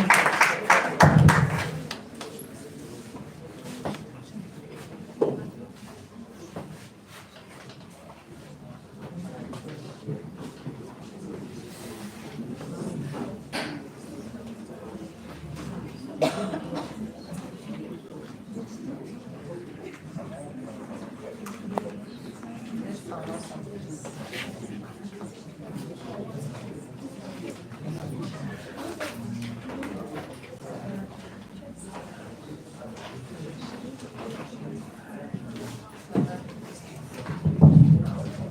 good afternoon everyone. My name is Sonny Audu and the founder of Paragite. Please, the slide. So the problem statement is malaria has affected 2,028 people worldwide according to the WHO. And then malaria has also reported 4,500 deaths annually due to malaria according to the WHO still 2022. One of the problems with malaria is before the treatment begins, the diagnosis aspect is also very important, which of course has reported so many errors and inconsistencies. Now, there are two methods that are being used in the detection of malaria parasites, one of which is the microscope and RDT. WHO still reported that microscope has the accuracy of 60 to 80%, and RDT has the accuracy of 80, 85 to 90%, which of course, as far as health is concerned, that accuracy is not good enough to give you the desired results you need in diagnosing of people. Apart from the aspect of the accuracy, there has been reported delay in the diagnosis, which has led to economic burden of 12 billion naira annually, according to the WHO. The current solutions are often time-consuming, prone to human errors, and a whole lot of inconsistencies. Now, when we found out that malaria microscope has the accuracy of 60 to 80%, we thought of the best way to utilize and optimize use of the microscope, which of course is automating the process by building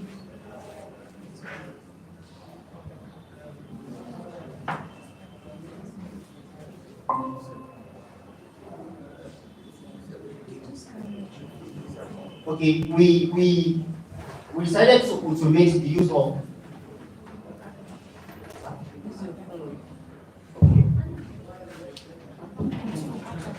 Alright, so we decided to automate the use of a microscope because we found out that most of the reasons why the result was low was because of human error. As a matter of fact, we all know that not everybody can perfectly operate a microscope. So we built an AI that can mimic the function of a microscope simply by just snapping the blood sample, uploading on the app, and get your result in less than 30 seconds. And when we built the AI, it gave us a 98% accuracy in detecting malaria parasite in the blood sample.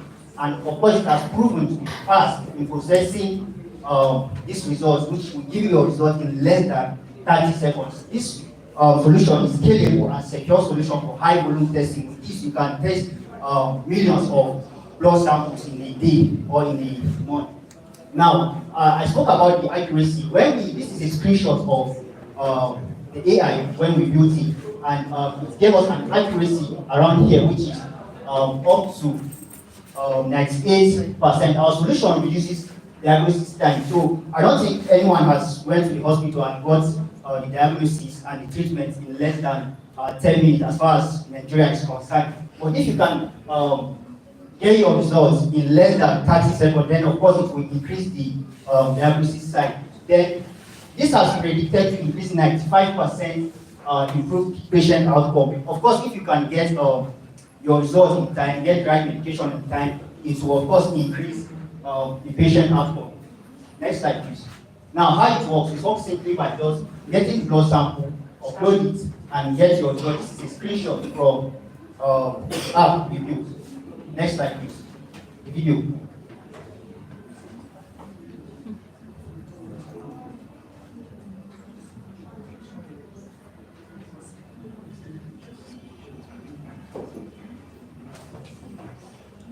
So this is a video I made, a screenshot I made from my own phone. I tried to get two blood samples, which one of one of them is infected, the other is not infected. So I uploaded the result and I got it's indicated that there is malaria and the app can suggest the nearest hospital for you or the nearest pharmacy for you to go and get the right medication that you need.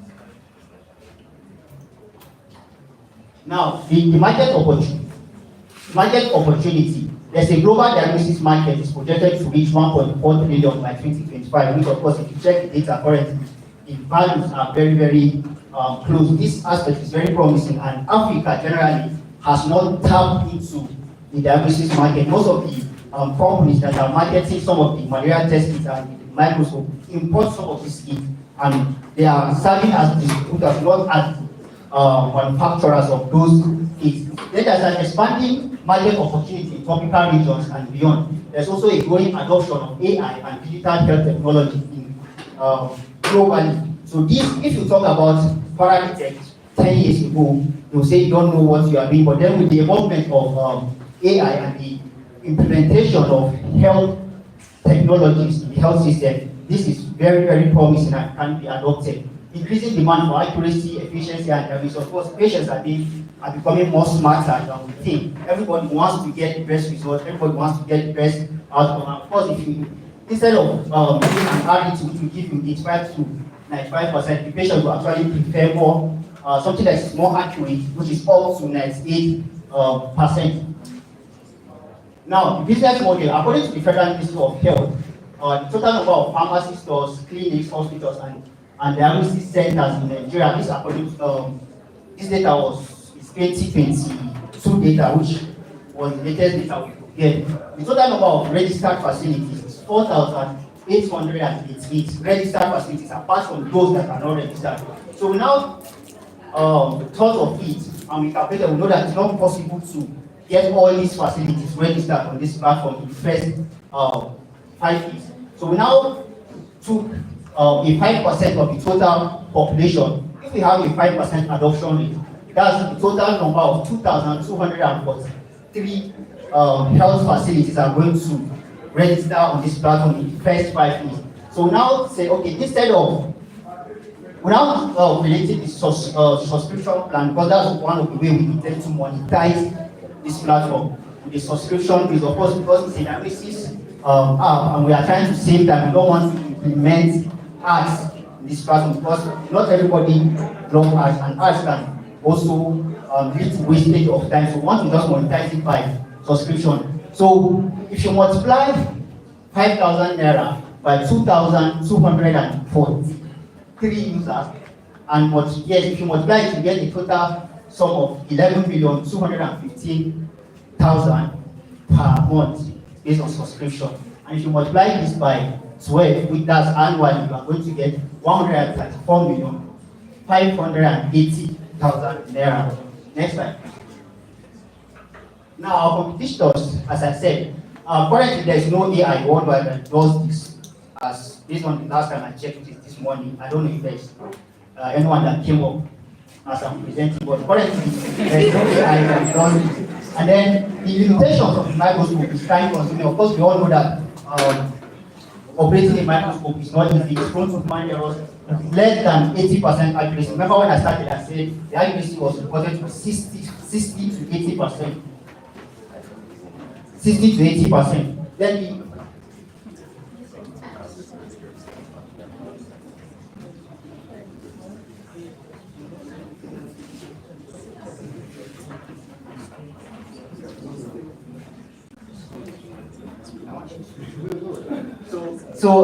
the limitations for RDT is the fact that it can give you an invalid result, which this is the proof, invalid, negative, and positive.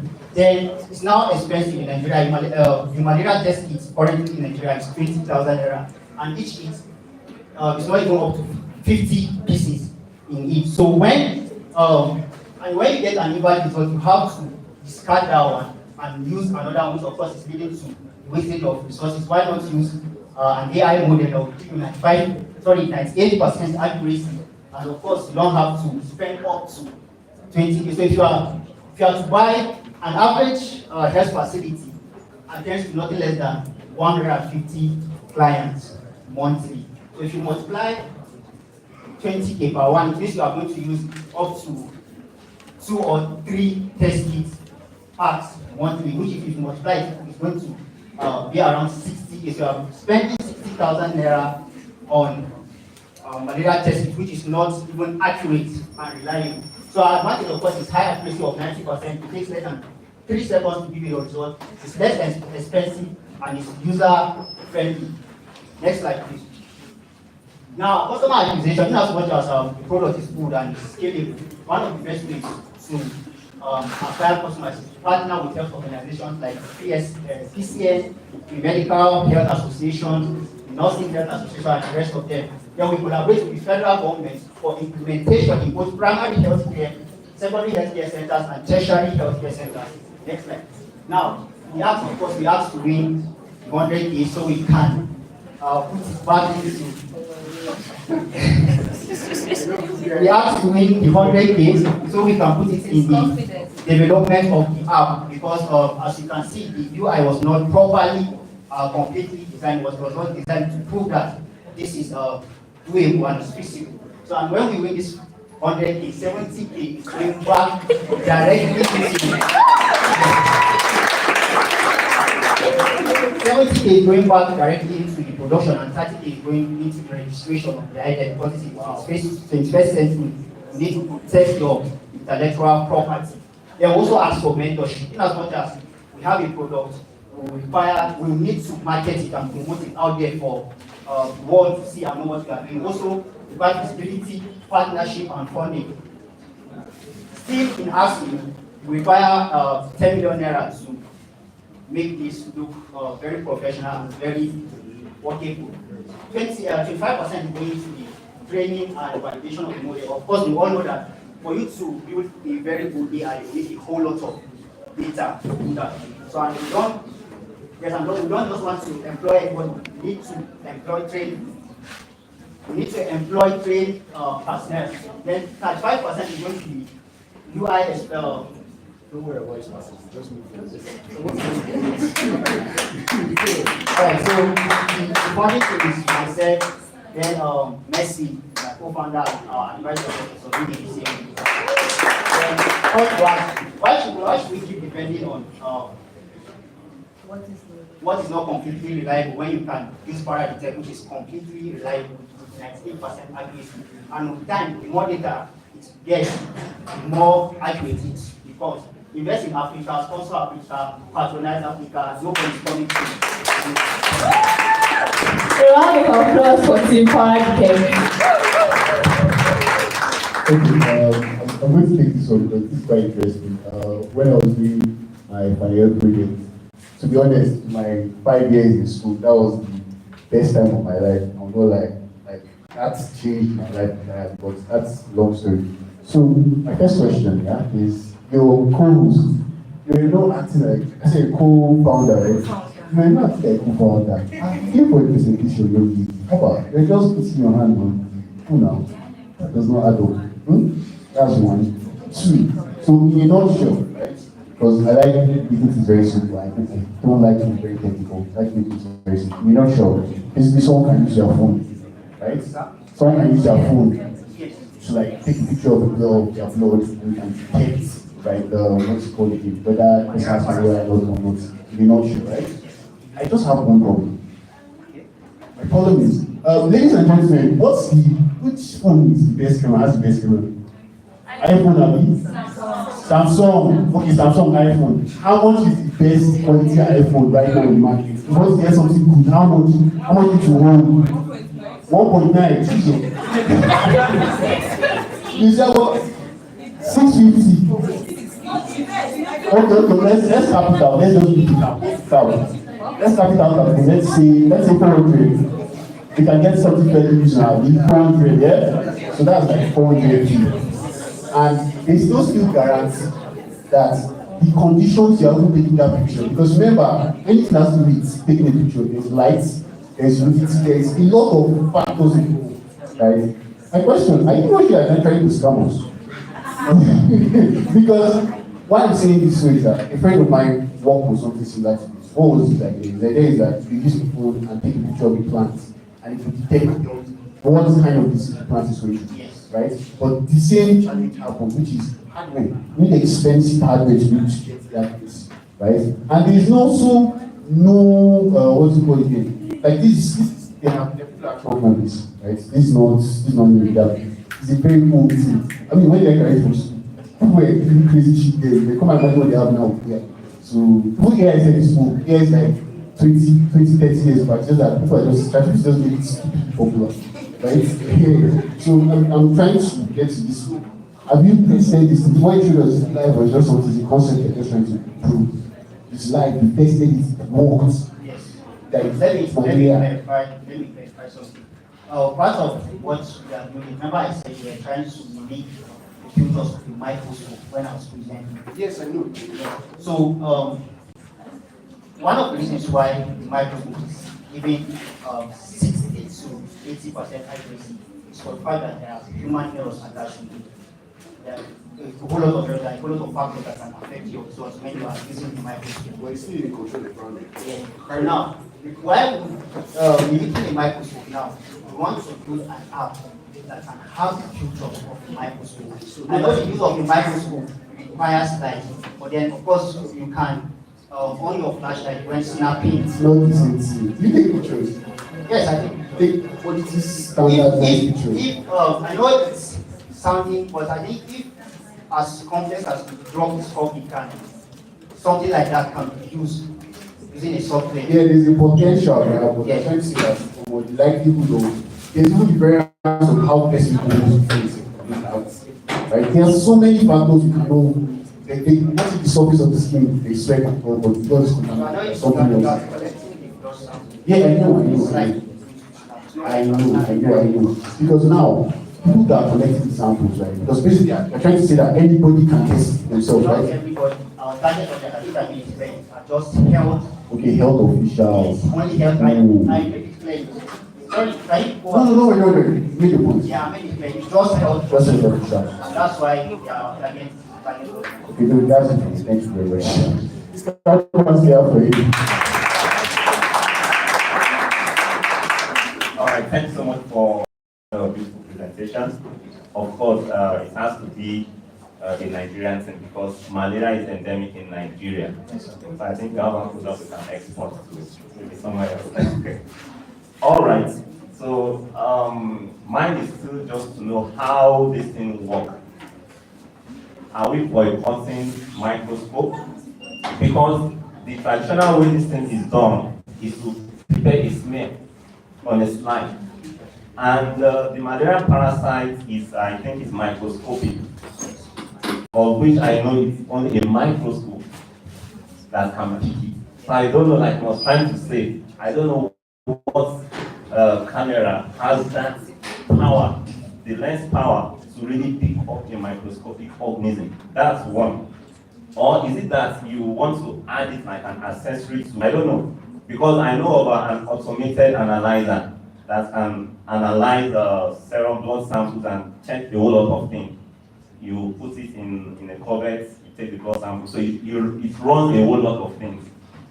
You know, it's automated. So I don't know how you want to incorporate this. Is it boycotting microscope? Are we dropping the step of smear preparation? Okay, so if that's not the case, so it means we still have the slide.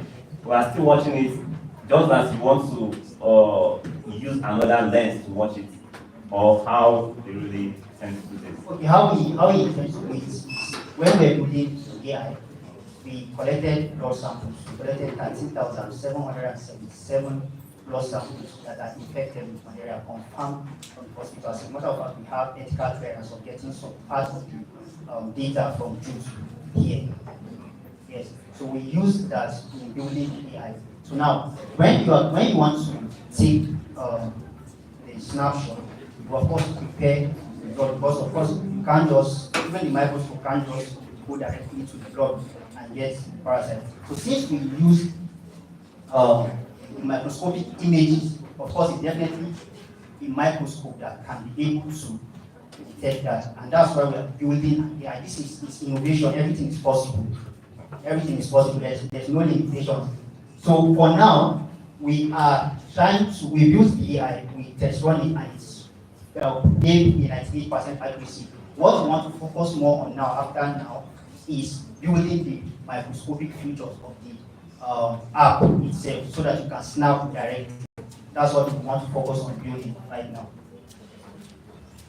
So if as he said, if there are apps that can detect diseases in plants, why not detect the parasites in blood samples?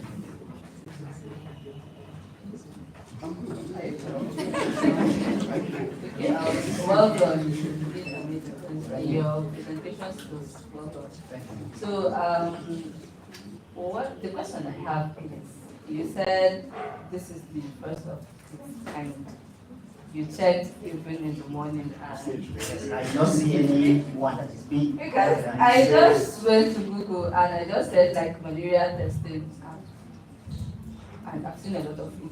But then I now narrowed it to malaria testing app in Nigeria, and here it said there isn't one specific malaria testing app that is available for self-diagnosis. So now, Claire, my question is it personal for, like, I can use it at home, just like, let's say, PT strip? Is it PT strip, please? For those pregnancy, this is right? Is it something like that? Okay, for now, our target audience mainly is in the health facilities, because one of the challenges, of course, is the fact that you have to prepare the slide. The reason why we want to boycott RDT is because it's not accurate. As far as a matter of fact, RDT only detects one kind of malaria parasite, which is falciparum. And malaria parasites are classified into 5. So that's why sometimes you do your test at home and you get an invalid result, whereas malaria might be there, and if you do self-medication, it's not good for you as a person. So I think you have to correct that, because there is a place that when you made your presentation, you said if it detects that there's malaria parasite, it now shows you the nearest clinic or pharmacy. Yeah. So you see, that means it's an individual that is using it, because if it's the hospital that is using it, I mean, it will be in a No, facility. okay, let me make that clear. There are health practitioners that they operate in their own, like community health workers. Community health workers, of course. So they are on their own, they don't have a Some of them, they don't have a place they are registered working, and people call them their localities to come and help them and check, and they have yes, okay. They have the license to. That's community health practitioners. They have the license to do that, and they have been really, really helpful to the communities. That's for them. Remember, I said our target is just the health practitioners. Your problem was clear, your solution too was clear. What you just have to do is just to be more specific, you understand? Just like you said, and then make more research, because you can't just say that this is not the first time a solution like this is there. You can just, I think, niche it properly. You can say, okay, in Nigeria, in the Nigerian context, and this is specifically what you want to achieve. But overall, you did your problem. Thank you. Thank you very much, Grace. We want to connect to Famringi in case he has questions for them. Thank you, group, for a great presentation. I think you guys did a topic that is very, it's a problem that is endemic to Nigeria, and truly, I like how you close with your slides with the call to action.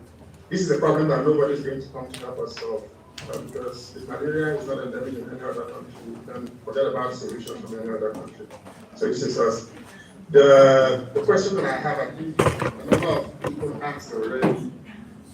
I fail to see how this would completely replace microscope, except if you maybe begin to work with own manufacturers to have cameras that are to the level of microscopes, number one. Number two, your biggest hurdle is going to be the regulatory aspect of it, and I'm not sure you guys touched on that. This is going to be a medical device that is going to be replacing, or is going to be acting as a diagnostic tool You would need clinical trials, you would need NAFDAC certification, you need a lot of all of those things to be able to even certify, because this is people's life we're talking about. And nobody would allow you roll out a solution like this without trials and data to prove that it works, because it's going to be facing the tested tool that has been used over time. So those diagnostic sticks you see, we actually go through trials and they are validated in a clinical setting before they are allowed to be used. So you need to think about that, because while this is fun, this is cool, I think you also need to think about all of those regulatory components of it. But I like the thinking, which is the most important thing. Like I said earlier, the idea for this is not that you're going to have a solution that works 100% in this presentation, but you can begin to take your solution and iterate until you get to a workable model that are able to deploy to the market. But overall, great thinking. I like all of the out of the box thinking that you guys have been taking. So congratulations. Thank you, sir. A round of applause for them. Thank you very much, Kara and the text, for your exposition and for your idea. I just want to make a quick announcement that we will be very, very strict to time, because we have a debate competition happening at this same venue, and we also have sports competition happening at the field. So we'll try as much as possible to round up in plus or minus 40 to 45 minutes. So immediately you are signaled during your presentation, please end it. Don't even try to round up, just end it. Thank you very much. So moving on very quickly, we have 3 more teams yet to present, and the next team on the lineup will be the Magnificent 3. This team consists of Nathan Monday. Please, can you give them a round of applause and come up? Ikechukwu Precious Chiamaka and Dabra Roberts. Please, you have 10 minutes, strict time.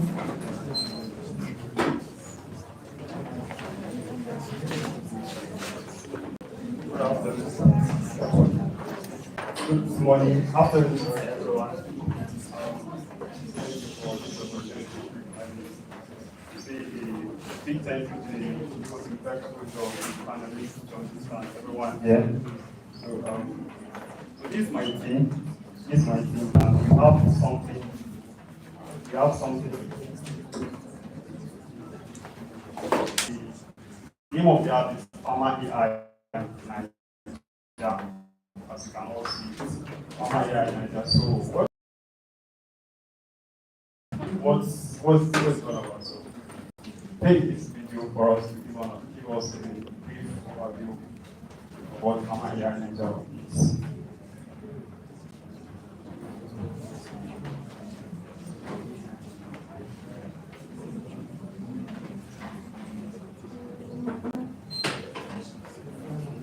Okay, so before he plays the video, it's a video that so Farmer AI is license to it's a platform, it's an app that uses the Nigerian indigenous languages. So it basically translates languages. It's basically used by farmers, so that's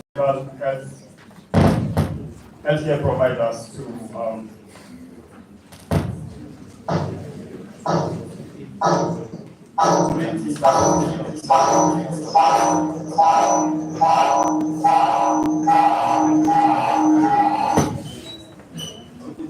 basically, what the video is all about is that okay, so it's a platform, it's an app, right? That the prescription. Solar powered fan turns slowly over. So just listen.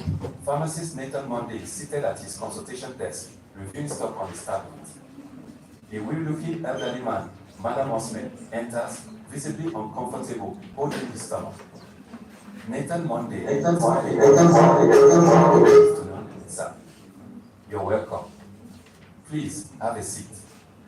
Madam Osman, sitting slowly in Hausa. Aina Kwana, only Tom Gianni former the Simon Siki Dama. Bosona Yasia Ena Bisibi. Jikina Yoisani. Good day, doctor. Honestly, Since yesterday, I've been having stomach pain and vomiting. I can't eat. My body feels cold. Nathan quickly taps on the Pharma AI NAIJ app, selecting voice translation and diagnosis mode. He brings the phone close to Madam Osman. Nathan, please, sir, continue speaking. This app will help me understand you better. Madam Osman Lausa continues. Nontoshi desasobi kuma jikine yonoro. Akwaya maiti was society. Aina sajin wani abesi any no CIG. I woke up with fever and my body is shaking. There's vomiting and serious diarrhea. I suspect something I ate yesterday. The app processes the Hausa input and immediately displays the English translation on screen. Translation. I woke up with fever and chills. I've been vomiting and having severe diarrhea. I suspect it's something I ate yesterday.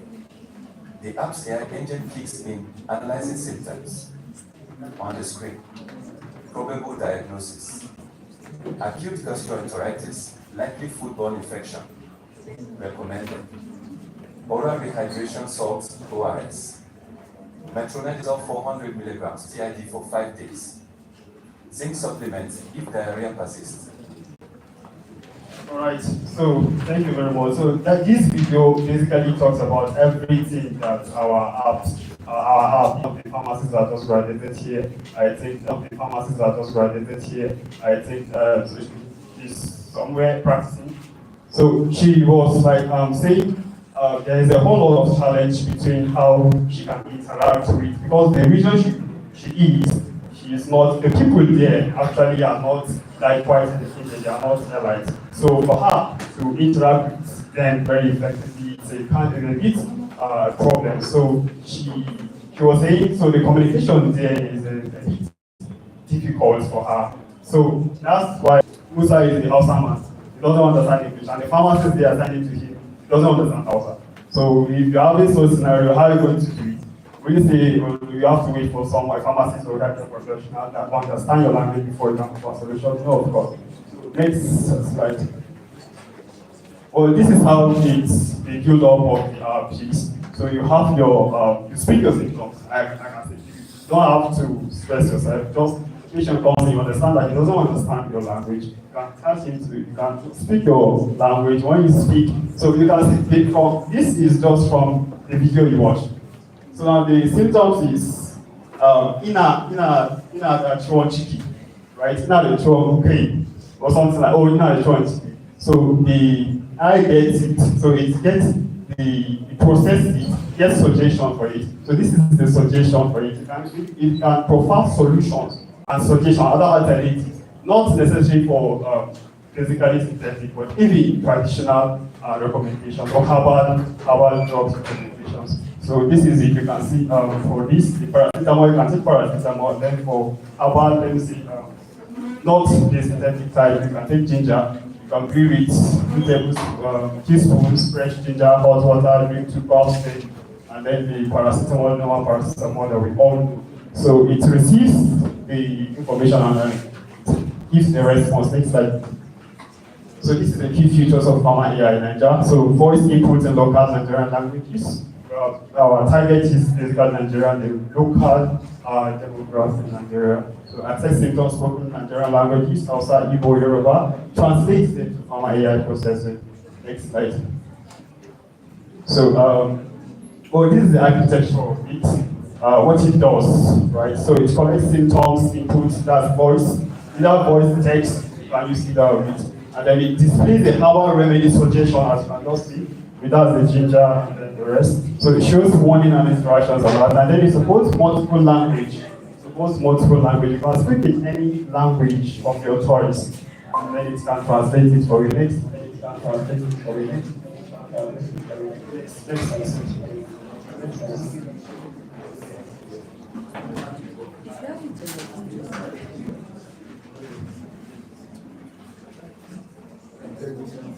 So what?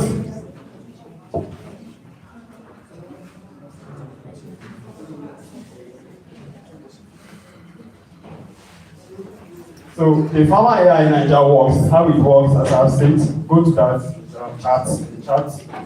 So it's the user input. Yes, the user input. The LLP there, it means the natural language processing model processes all the symptoms. And then the symptoms, the interaction checker, the AI runs option. It's the option. Let's go. So what is the market need for farmer AI in Nigeria? So this is a problem. Right? You've got the problem, and then you have to provide a solution. The problem, high cost of medicine, recommending affordable apps, that's native apps. So unsafe drug app use, so it's AI checks interaction as we see, and then it's co-coaching to suggest health, shelf-stable alternatives. So language barriers, as we have talked, the language barrier, which is one of the center consideration. It's Nigerian language, also dealing with Nigeria, the rural place. Next. So next. So this is how to generate revenue for the business model of farmer AI in Nigeria. And I would like to hand the mic briefly to my colleague so that I just run through that. Round of applause for them. Sorry, your food is off and they just can't see. Thank you very much. So very quickly, we're going straight to the questions from our judges. Thank you. Well done, guys. I have a question. Did you guys prepare this slide? Did you prepare this slide? Are you sure? Did you go through it? No, you didn't. Because if you had gone through this slide, even when the slide goes off, at least you would have, even if he's stuck, one of you, I expected one of you to just pick up, because it shows that the teamwork is. There was a team that presented their teamwork was smooth, like immediately one dropped the mic, the other just dropped it. But you guys were just leaving everything to him, so you guys can do better on that way. And I don't know, the way you are talking about it, it's as if this is not your solution or anything. Is it your own? Are you sure? Because the way there's a way that when you are talking about something, you own it, you are confident about it, but you are talking about it, something good. I'm trying to understand it because that if you want to send doctors in, are we trying to have a doctor? Because there are recommendations, like herbal recommendations, because cost of medication is expensive. So that's why you're trying to have which is approved by the pharmacies, right?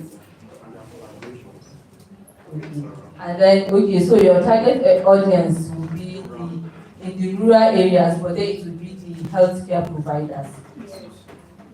So this platform is basically used by the healthcare providers to be able to get information from the patients. I understand it because there are times that you go for this medical outreach and then the people there don't understand the local language. So basically, when you are speaking to the patient, that means your record will be on so that as you are speaking, it's text to speech. Yes. So what's unique about you? Because I can just go to Google and do this. No, what's there is that what's the unique feature about this app is that you can tap in and when the patient is talking. I know, basically when the patient comes to you, he, of course, will not come alone. That's someone that maybe assists him to come, and then so you can interact, and then you can, because you can't tell someone that brought the patient to you, tell you about how the patient is feeling. So the patient has to say it all by himself, and that way he can say it in his own language, so that the app will translate it to the pharmacist after he has finished talking about the symptoms and how he's feeling in his body. Yes. Well, you guys didn't even finish it, so you can also work on your timing. You understand? Yes, but still, when you are pitching, always ensure that if they say 10 minutes, time yourself to 7 minutes, at most 7 minutes. Just practice 7 minutes so that in case of any technical error or anything, you know that within that 10 minutes you cover what you are trying to say. So well done. All right. Well done, Team Farmer AI. It's a very captivating name, sellable, I must say. The idea of hackathon, or let me say pants, really pants is evolving, at least bringing all this on board and bringing ideas that could be enticing to investors. So maybe what I'll ask you would afford you the opportunity to just talk about how big is the market? Because why would I want to bring in my money to do this? You mentioned that a patient comes with someone. Probably that person would be of assistance in doing the translation. So beyond this all, beyond the monetary award, why would you really want someone to invest in this? Thank you. Alright, so talking about the audience, right? Thinking about the audience, so it's really a health service. So we are not too limited to we want a big audience or population. We want to capture a very big audience or population of people for us to say that yes, we have achieved our goal. No matter how small the population might be, the sentiment might be, once we are able to reach out to the needy health-wise, and then they are satisfied, I think we are good to go. But in a way, we have it's a developing app, so it's a developing plan. We have intentions to make it not only to the rural settlement, but in other places you might find yourself practicing as a pharmacist, so you can use our app very well. Is it a charity? No, it's not a charity. That's why I was pleading for time, because we are going there, but to the business model now, so yes. Because what he asked you is, as an investor, when you're speaking to an investor, all they are thinking about is money. If I give you 1 million, you should bring 10 million for me. That's the only thing an investor is thinking about. So you shouldn't say that it's not charity that you are running. Whatever you are doing, you are always thinking of revenue generation. You understand? That's why I think you guys really need that BMC so that you know that there is revenue stream. Whatever you are doing, you have to ensure that yes, you have your own, if you have a social responsibility that you can do, yes. But this is something that you don't have money lying around and you just do something and let's say that as long as the local people are they gotten it, then you are that's not you are not running a business, it's a charity you are saying. Yes, ma'am, excuse me. Because the why we're not going to capture all of these slides. But based on our own calculation, at least because based on the estimate of the World Health Organization, 80% of Nigerians are using the traditional medicines. And in these 80% of Nigerians using traditional medicines, we have a lot of conflict situations to look towards, like what percent of these people can pass criteria of using our own house, because there is a smartphone penetration. Like among the 80%, somebody may not be having smartphone and some may not be literate enough to access the app. And after that, we have that's under serviceable obtainable markets. We have some considerations like competitors. Somebody can be right there to be qualified to use that app. Maybe because he has another option to depend on, he may likely not use your app. And maybe you consider our own capacity also, like in terms of executing our own service, our own shortcoming regarding that also, and a lot of considerations. And we took our estimated market share, that inside this percentage of people that are qualified to use our own app, what percent would we have in them? And for the stats, we suggested that at least 10% should be obtained from this percentage, of which it was 2.4 trillion naira that will be generated in a year. So after taking 10% of that, we had at least 200. Okay, let me just ask this question. How much will someone pay to subscribe? Okay, that's the average annual spending. No. If I want to use your app, how much would I pay to access it? Or it's free? No, it's not free. How much is it? Like, just as explained how we generate our own revenues, like through subscriptions and others, at least per individual should be 5,000 annually.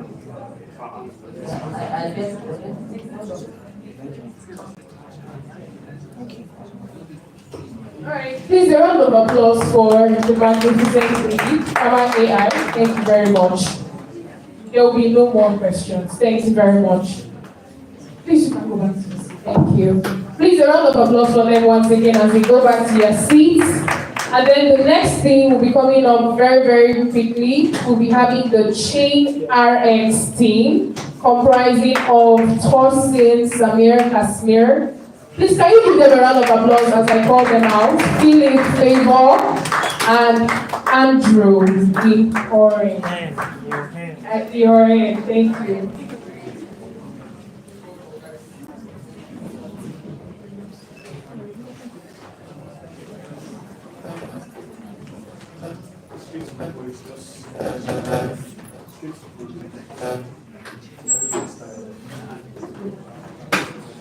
Good afternoon, judges. Abu Hafizmas and ladies and gentlemen.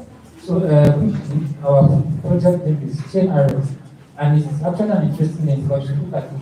We have chain there, which represents the fact that our project is undertaken, and AI then defines AI components. And then, of course, RX represents pharmacy. And then here is our, yes, and then here is our tagline, of course. Own yourself, empower your pharmacy. And of course, our one-liner. ChainRx is basically a virtual platform connecting patients, pharmacists, and researchers through smart health data, AI insights, and personalized trust. Now, please, I would like us to, of course, take note of patients, pharmacists, and researchers. So that's our target audience for this project. Please, next slide. So, I want us to look at data. When we talk about data, I know that Sashola pharmacist, Kola and pharmacist, Salamati, we know how data is very, very important. Everything is data. In fact, in healthcare and pharmacy, data is as important as drugs themselves. Because if a patient comes to you, and the patient says, okay, I have malaria, you'll be informed that there are some drugs that you don't give the person together with malaria drugs. So that's data. If a patient says he has hypertension, it should inform what you're going to do. So data is very, very important as drugs themselves. But then, in Nigeria, of course, we have patient data fragmented. You go to treat, you take your data, you go to Bingham, they are doing it all over again. Data is fragmented. And you see that there's limited patient autonomy. There's this system of this data that everybody wants to know their data. If the patient has hypertension, it's well true. If there's any reward attached to the fact that he has hypertension, he wants to get that reward. And we all know that researchers like collecting data. But then this data, of course, the patient does not have power over it. His data entry is there, his data in hands is there. Then on the utilization of pharmacies in clinical settings, absence of intelligent decision support system, poor qualification and errors, lack of behavioral enforcement, and of course, lack of ethical consent managed research data assets. So, like researchers get this data, but then it's not managed properly. They don't okay, researcher goes to now and request for this data. Nobody is monitor how this data is collected. Are they using it for good or for bad? And sometimes, if the patient finds out that the data is being used, they may not be happy. What if there's a system that this patient knows when somebody is requesting for his data? And of course, the AI component interacts with data and offers recommendations to the patient. Say that you have hypertension, don't take so and so food, don't eat of exercise. And therefore, the pharmacist as well, because of data that, of course, communicating with the AI component, tells the pharmacist, okay, this drugs are giving is reacting with this. Okay, and all that. So, and then the beauty of this, go to the next slide. So, these are our core solutions. We have electronic EPRs and EMRs owned and shared by patients. So, the patient owns their data, and then, of course, we are building on blockchain, so it's tokenized. So, everything the patient does with the system gets some tokens, and then when the pharmacist as well communicates with the system, he gets some tokens. If he validates the prescription, he gets some tokens. And then the researcher, of course, when he comes to pull data from the system, he has to pay some tokens. This token is, of course, distributed to the patient that accept to share their data for what the researcher is looking for. And of course, we are not going to give the tokens to all the patients, we are going to take a percentage of the system. So, cross-facility data portability. So because it's a database, the patient can go here, go do something and all that. Please, next slide. So, user case scenario, I take the example. So, John goes to the hospital, they take a prescription, to validate, and then, of course, everything that happens is scrutinized, and then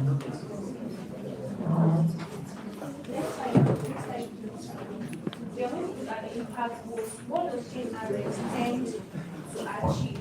The first thing is to improve the health outcome. That's the main goal. That is the main role of any pharmacist or any pharmaceutical case, improve the health outcome of patients. So is to empower patients and pharmacists with ownership and AI tools.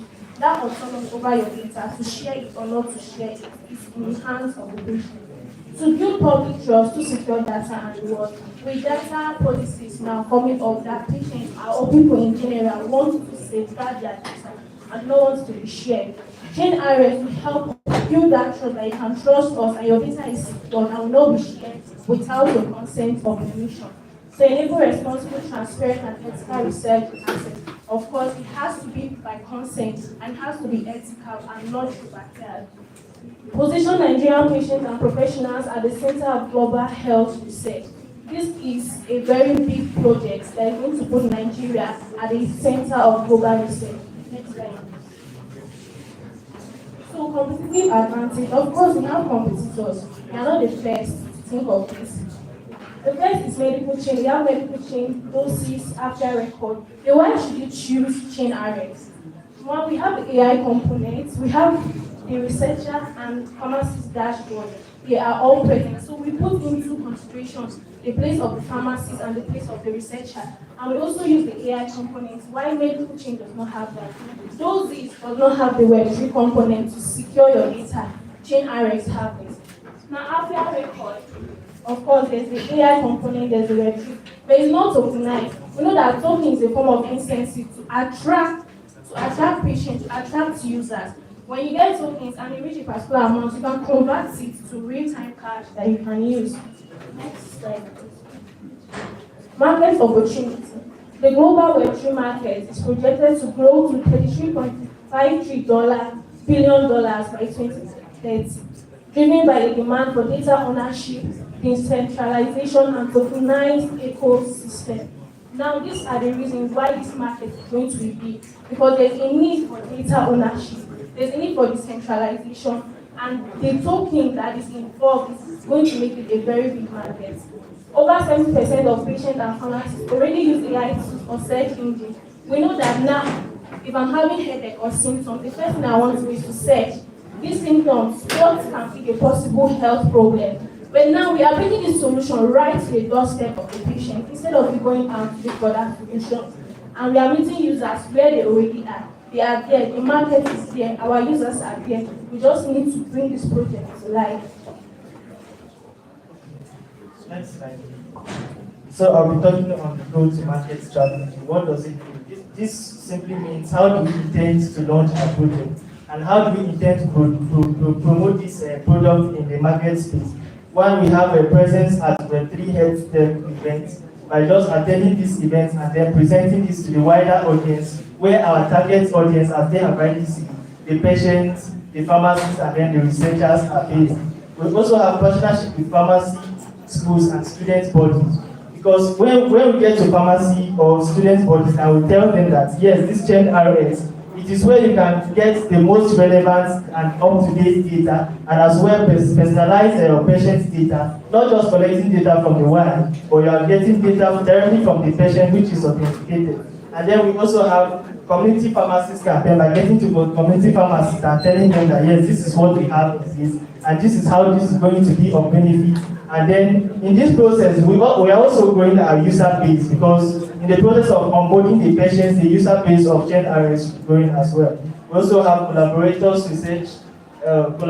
with researchers and institutions, content and community marketing, referral ambassador program. You know, when you are as used the token, you are going to use the token. So if you're registered and you refer anyone, you're going to earn token, which you can withdraw, you can use it to buy services, you can also use it to trade. And we also have NGOs, that governmental health partnerships.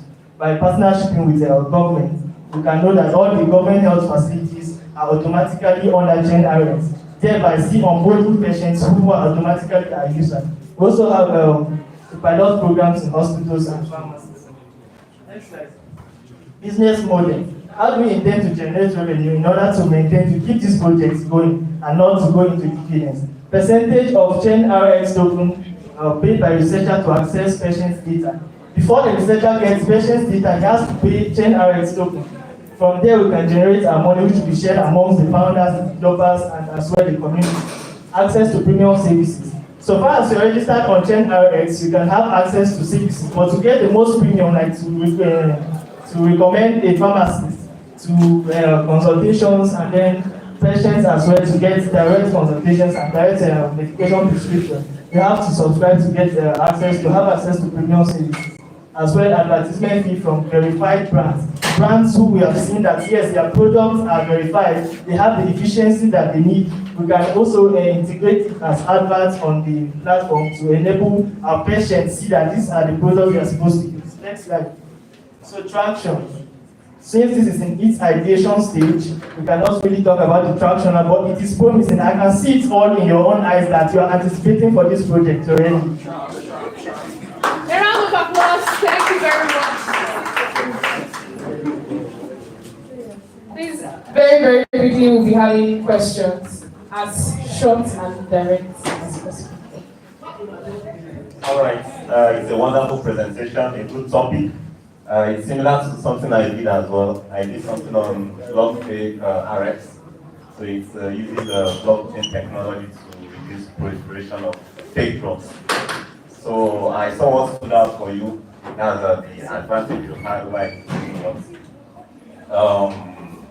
We are talking about inter-facility communication and all that. Okay, for me, I think it's just a comment. I really don't have anything to say.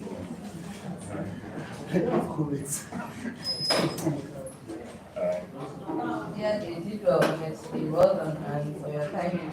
So if I understand basically what you are trying to do, the solution you're trying to offer is because we have a lot of fragmented data, so you want to have a platform that has a harmonized data, and then patient would have authority. Because our data is sold every day. Like, sometimes you don't accept terms and conditions without knowing that your data just given out for free on the second. So how would you ensure that this privacy policy? How would you ensure that? Okay, thank you very much. It's a nice question. The system itself is something. So therefore means that whatever happens with the patient's data, whatever interactions the pharmacist interacts with data or the researcher interacts with data, is subject to the approval of the patient. Say the researcher comes and says he wants information on hypertensive patients, just for example, 45 to 50 years old and all that, and he sends out the research. Of course, he pays. And on the patient's dashboard, on the patient's front end, he sends a notification that researcher John is looking for such information. He falls into that category. Would you like to partake in this research and you partake in this research by getting, say, 0.5 tokens of channels, like 0.5 channels. So if the patient is okay with that, he thinks maybe, of course, his data is sent to the researcher. Yeah. So with that, we can use the testing. No, okay, the last thing I want to ask also is, since it's using Web3, that means the focus would definitely be people in mobile units. Okay, not really, because Web3 is growing. I know Web3 is growing, and then the tokens we get and all that, but if someone is not literate, they cannot really navigate it down. Okay, we are capitalizing. That was why we put the tokens, because we are capitalizing on the fact that when things like what do you call it, not came around. Yeah, that's all. So when you take the world, people find together. Well done. All right, thank you very much, Chain RX, for your presentation. Thank you so much. And to the last but certainly not the least team, the last team standing, ladies and gentlemen, please let's make welcome BioMedLink as they make their presentation. This team consists of 2 members in person of Samuel Victory Ufedo from 400 level class. I thought you'll be celebrating her, thank you. And Akawe Sunday from 300 level class.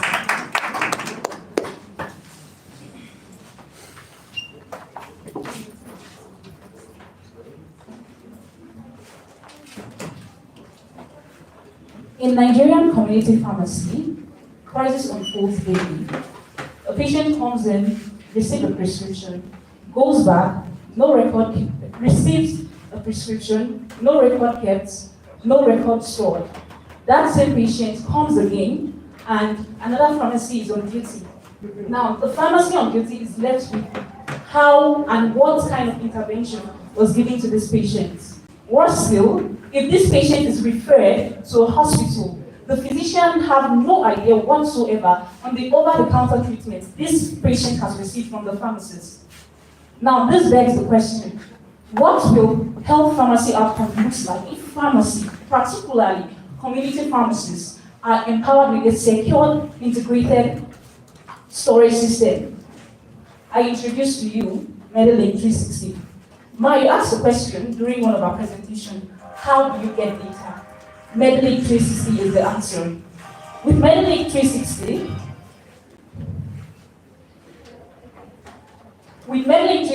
we are developing a smart fingerprint-based patient record system tailored specifically for community pharmacists. Now, this project minimum viable product will be a web-based system that securely registers the patient, stores their records, and allows fingerprint-based retrieval. The interface will be user-friendly. How it works.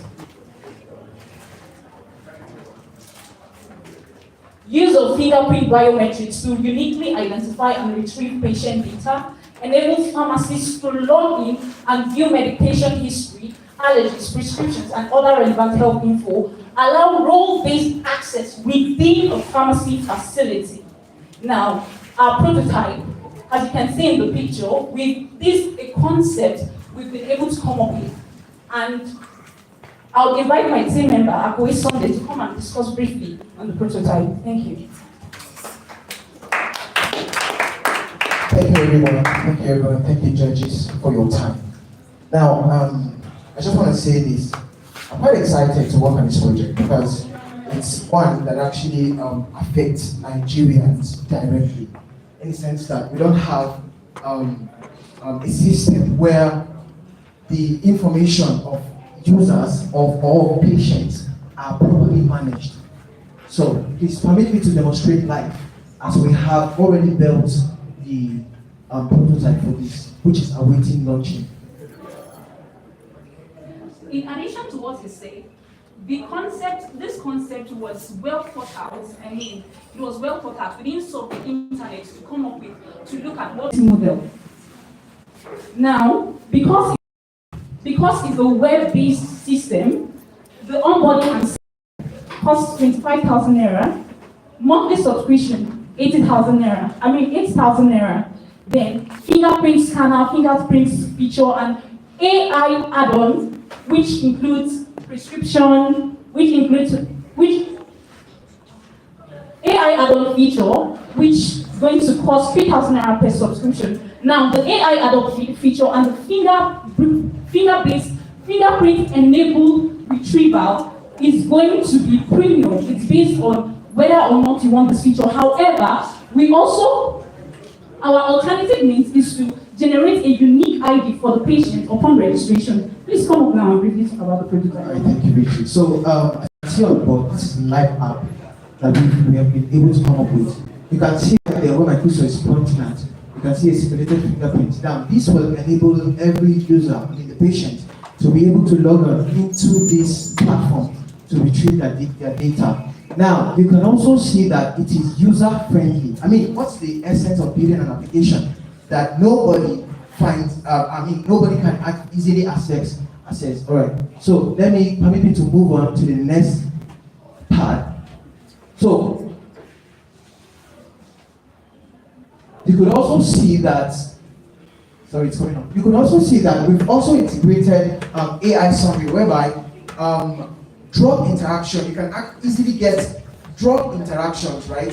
Say, take for instance, you are taking an antacid and you're combining it with another drug. We all know as a pharmacy student that antacids are good chelating agents, right? So now it will tell you, it will warn you before time that, hey, this drug you're going to give to this person has a adverse drug reaction. And finally, allow me to say that. Okay, thank you very much. I think that's it. Okay. Then our market size, our total addressable or total available market is Africa. Now, for those of us who are very active pharmacy individuals and focus on career development, you know that there's a lot of problem around clinical pharmacy, patient record system, and ways to come up with innovative solutions for global impact. So Africa is our total available market, and with a total revenue from the business model generated, you can see the table. Please, can you move to the next slide? From our table, we have an annual revenue of 150,000 naira per pharmacy user annually. So, based off of the statistics we've gotten, or we've been able to draw from WHO and FBI, we can see that about, no, not this one.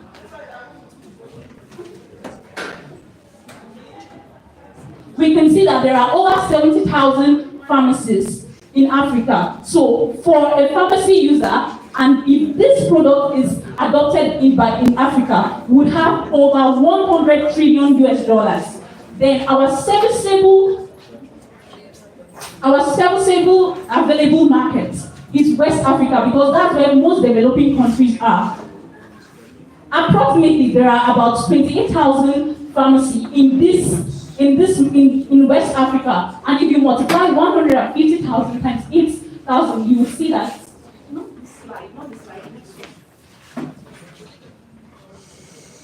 You'll see that we generate over $2 million US. Now, traveling down to Nigeria, which is our serviceable, obtainable market. According to PCN, there are over 5,000 pharmacies operating in Nigeria, and with that, if this 5,000 can adopt this product, we are generating an income of over 700 plus thousand. As you can see. Then, next slide, please. Our customer acquisition. Because this is a pharmacy problem, we intend to leverage partnerships with PCN, ACPN, PSN, and even the Medical Association. In addition, we intend to leverage collaboration with hospital pharmacists and physicians. Also, broadcast channels such as Pharma News and other health channels. Next slide, please. Our product roadmap. Overall, in subsequent years, we have potential for impact and scalability. And in the first quarter of our launch, we're targeting about 4 pharmacy users within Plateau State, within just Metropolis. In quarter 2, we are targeting an additional 4 to 5 pharmacy users, and then in quarter 3, you can see that we'll take survey from users, and then in quarter 3, we'll be focused on improving on this feedbacks. Next slide. In all, Medilink 360, it's not just one of the many apps. It is innovative, it is creative, it is feasible, and in future tense, we hope to evolve into a centralized hub whereby different pharmacies within a community can access patient data in order to also control prescription medications. Thank you. Please, a round of applause. All right, thank you very much, Medilink, for your presentation. So we're going to be doing about 2 things at the same time. The judges will be asking the questions while collating the results.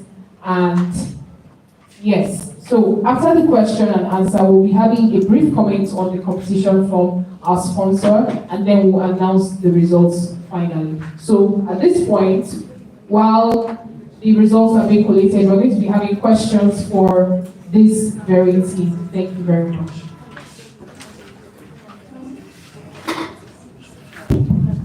Well done. You guys did amazing, honestly. Your presentation skill is top notch. Well done. This was perfect.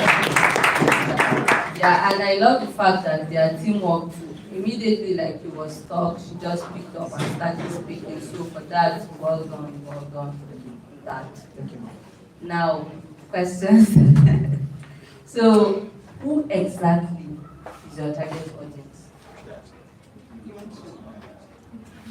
Our target audience are pharmacists, especially those who own a patent store.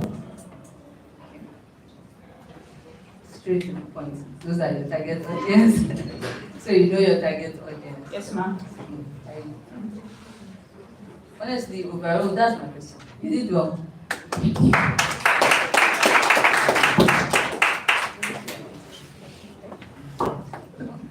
All right, please a round of applause for them and they go back to their seats. Thank you very much. Thank you so much, everyone, for staying up to this very time. The announcements of the results will be shared shortly, but before then,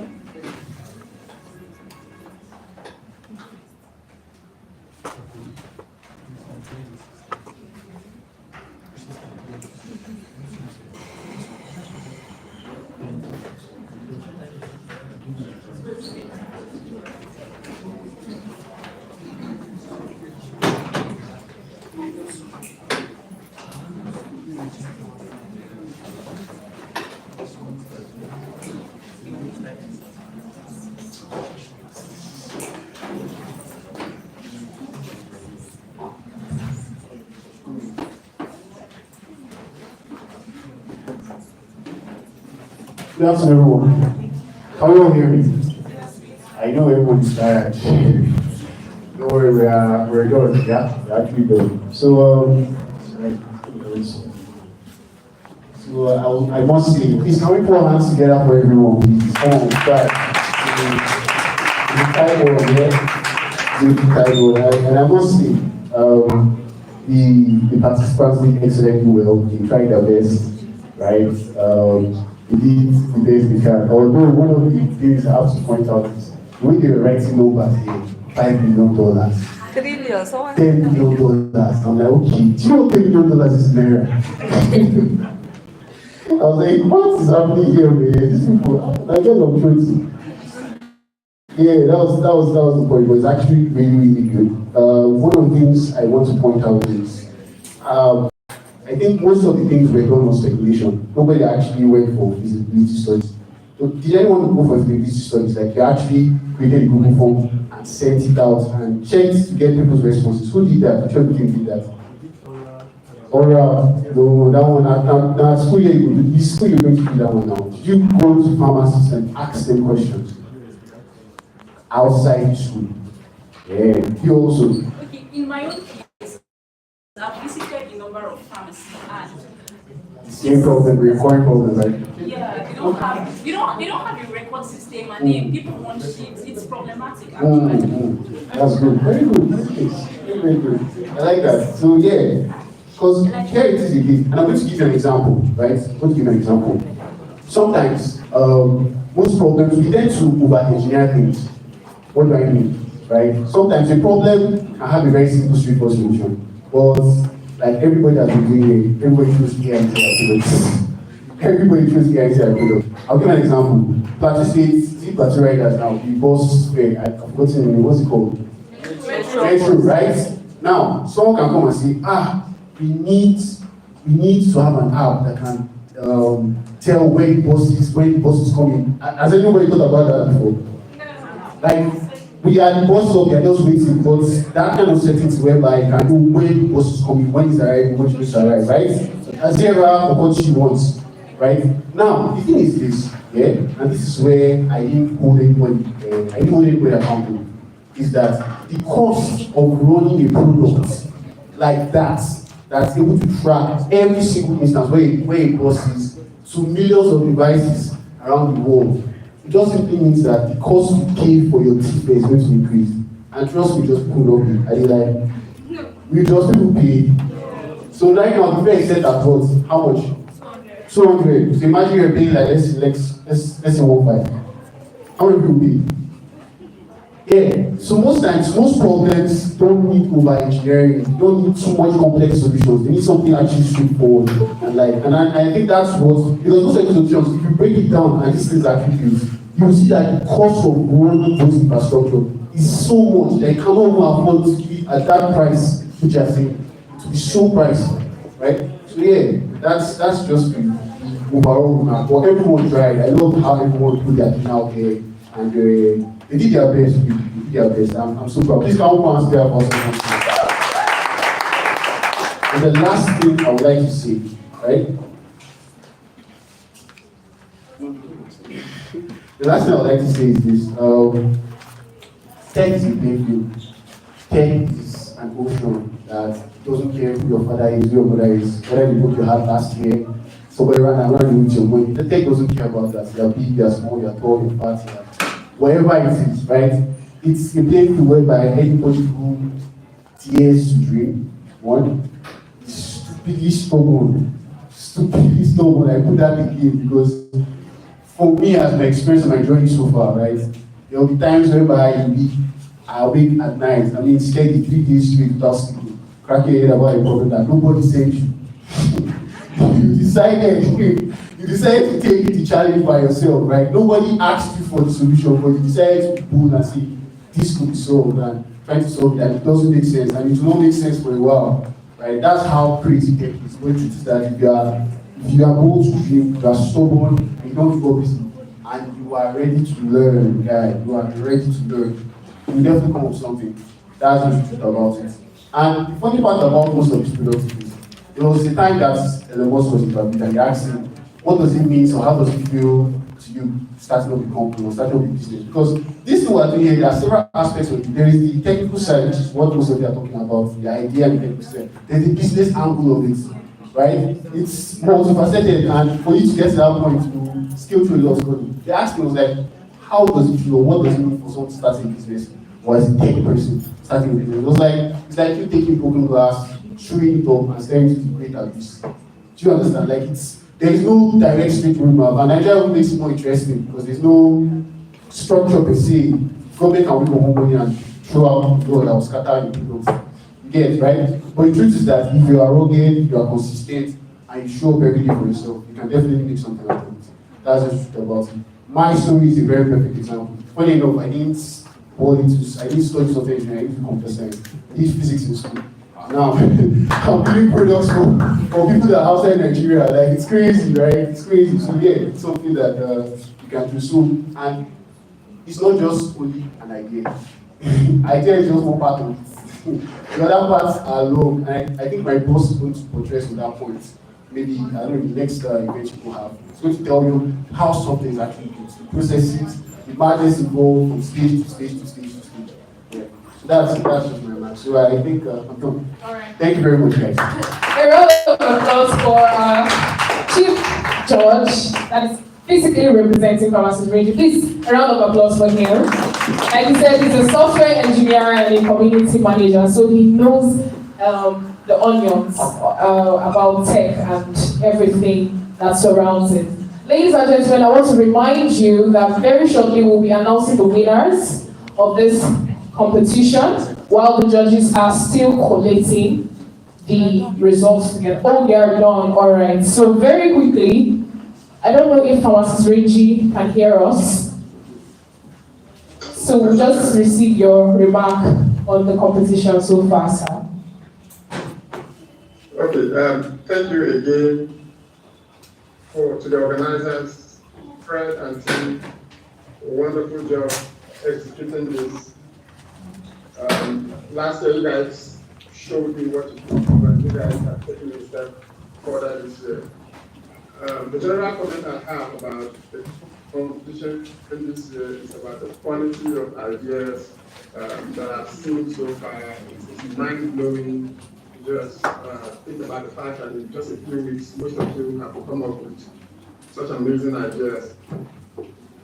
some of them might not be feasible, and some of them might need a lot of fine-tuning, but overall, I feel the thinking is what matters here, and you guys have displayed a great deal of entrepreneurship and just out-of-the-box thinking in terms of the solutions you put. But I believe that the future of the Nigerian pharmacy space and patients care will be very, very bright because I just see how some of these ideas are going to be able to come to market and revolutionize how we deal with patients and how we improve healthcare. So for me, I'm just grateful to have had the opportunity to partner with you guys in this. Like I mentioned earlier, we are hoping to make this bigger. We're hoping to bring in brands and companies to actually make this a mainstay for the pharmacy education in Unijust, such that when people come in from 100th level, they begin to plan and actually have like strong ideas on how to participate in this competition. So thank you again for the opportunity. Thank you to the organizers. And most importantly, thank you to the judges. But I feel like the biggest congratulations goes to everyone that had the courage to put forth an idea today. It takes a lot of courage, even if you received questions and criticisms. I feel like the biggest thing you've done is just even having the idea and having the courage to stand before people and talk about them. So hopefully I'm able to connect with most of you out of this place. And in any way I can support in all of those ideas that you guys are bringing forward, please reach out and we'll talk about it. But congratulations to everyone and congratulations to fans. Thank you so much. Thank you. Thank you very much, Pharmacist Reggie, for that. Please, what can we say to our sponsor? Thank you very much, sir, for this initiative. Thank you for sponsoring this. We really appreciate. While we were having the remark from the Chief Judge, one of our respected lecturers walked in person of Dr. Naruka Solomon from the Department of Pharmaceutical Chemistry. We really honor your presence. Thank you for making it here. Thank you very much, sir. How many of us were present at the last year's hackathon competition? How many people? In fact, it will interest you to know that I also was a participant of this hackathon competition, and I must say that it really pushed me. It helped me to come out of my small box. I was able to pitch an idea, and although I didn't win, I came in second. And it will interest you to know that the winner is also back in this competition again. And she's here to take it again. So very, very, very quickly, I just want to remind us that the winner of this competition goes on with how much? 100,000 naira. And the second position will take how much? You don't know the... How much is the second winner taking? All of you just made up your mind that you're going to take 100K and nobody is going to get on the second prize. Alright, so the winner will take 100,000 naira home. And the second place winner will take home 75,000 naira. I think we'll be putting our eyes together. This is big money now. And the third place winner will go home with 50,000 naira. Alright, so now is the time we all have been waiting for. I will call on our Chief Judge once again, Mr. Shola. Thank you so much. Sorry for disturbing you. Alright, so Mr. Shola will be announcing the winners very shortly. Thank you very much, sir.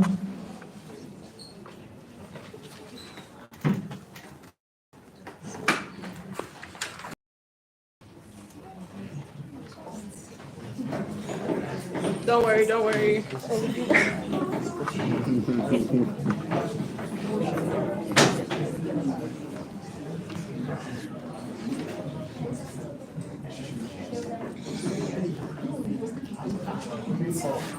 Yeah?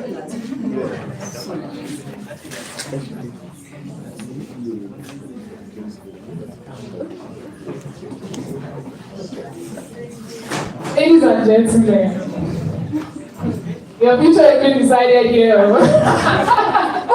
Alright, so as the gentleman that our Chief Judge is, he deemed it fit that we have the beautiful woman in our midst to take the announcement. So please let's celebrate our lady to take the announcement. Thank you. Instead of honestly. Well, I really appreciate the fact that I'm standing here before you to present this result. If I'm being honest, it was a very, very difficult, it's difficult because all the ideas are so interesting, and the fact that this is the first time you are pitching, honestly, I'm so proud. So it was difficult. And one thing I want to assure you all is that we are all winners. Coming here today, we all knew that it's only two options that we had. Either we win, either we emerge as the top winners or not the top winners, because there's no failure here. So we should all know that we are winners. So I don't want to take much time. I'll just go straight to the point, but I'll start from the bottom top. So we have 7 teams, and the 7th position goes to AI Nigeria. Let's clap.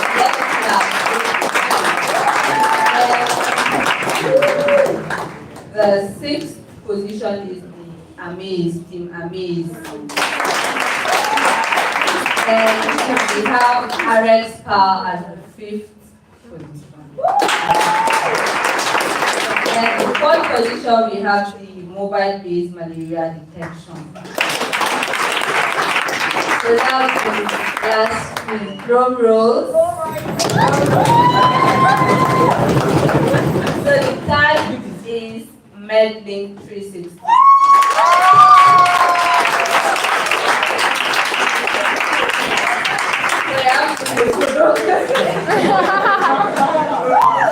Who goes home with the grand prize? Drum rolls now. So, should I say? Yes. Should I say? Yes. So the second team is Chen RF.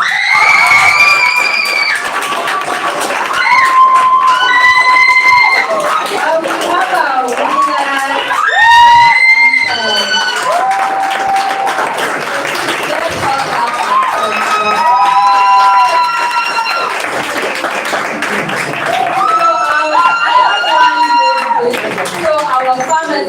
Pharmacy Caller has pledged 35K. That's 5K for each team and then 5K for the fans association. So, thank you very much. Well done. I'm so proud of you guys, honestly, and I can't wait to see how these ideas will. One more time, if you're excited.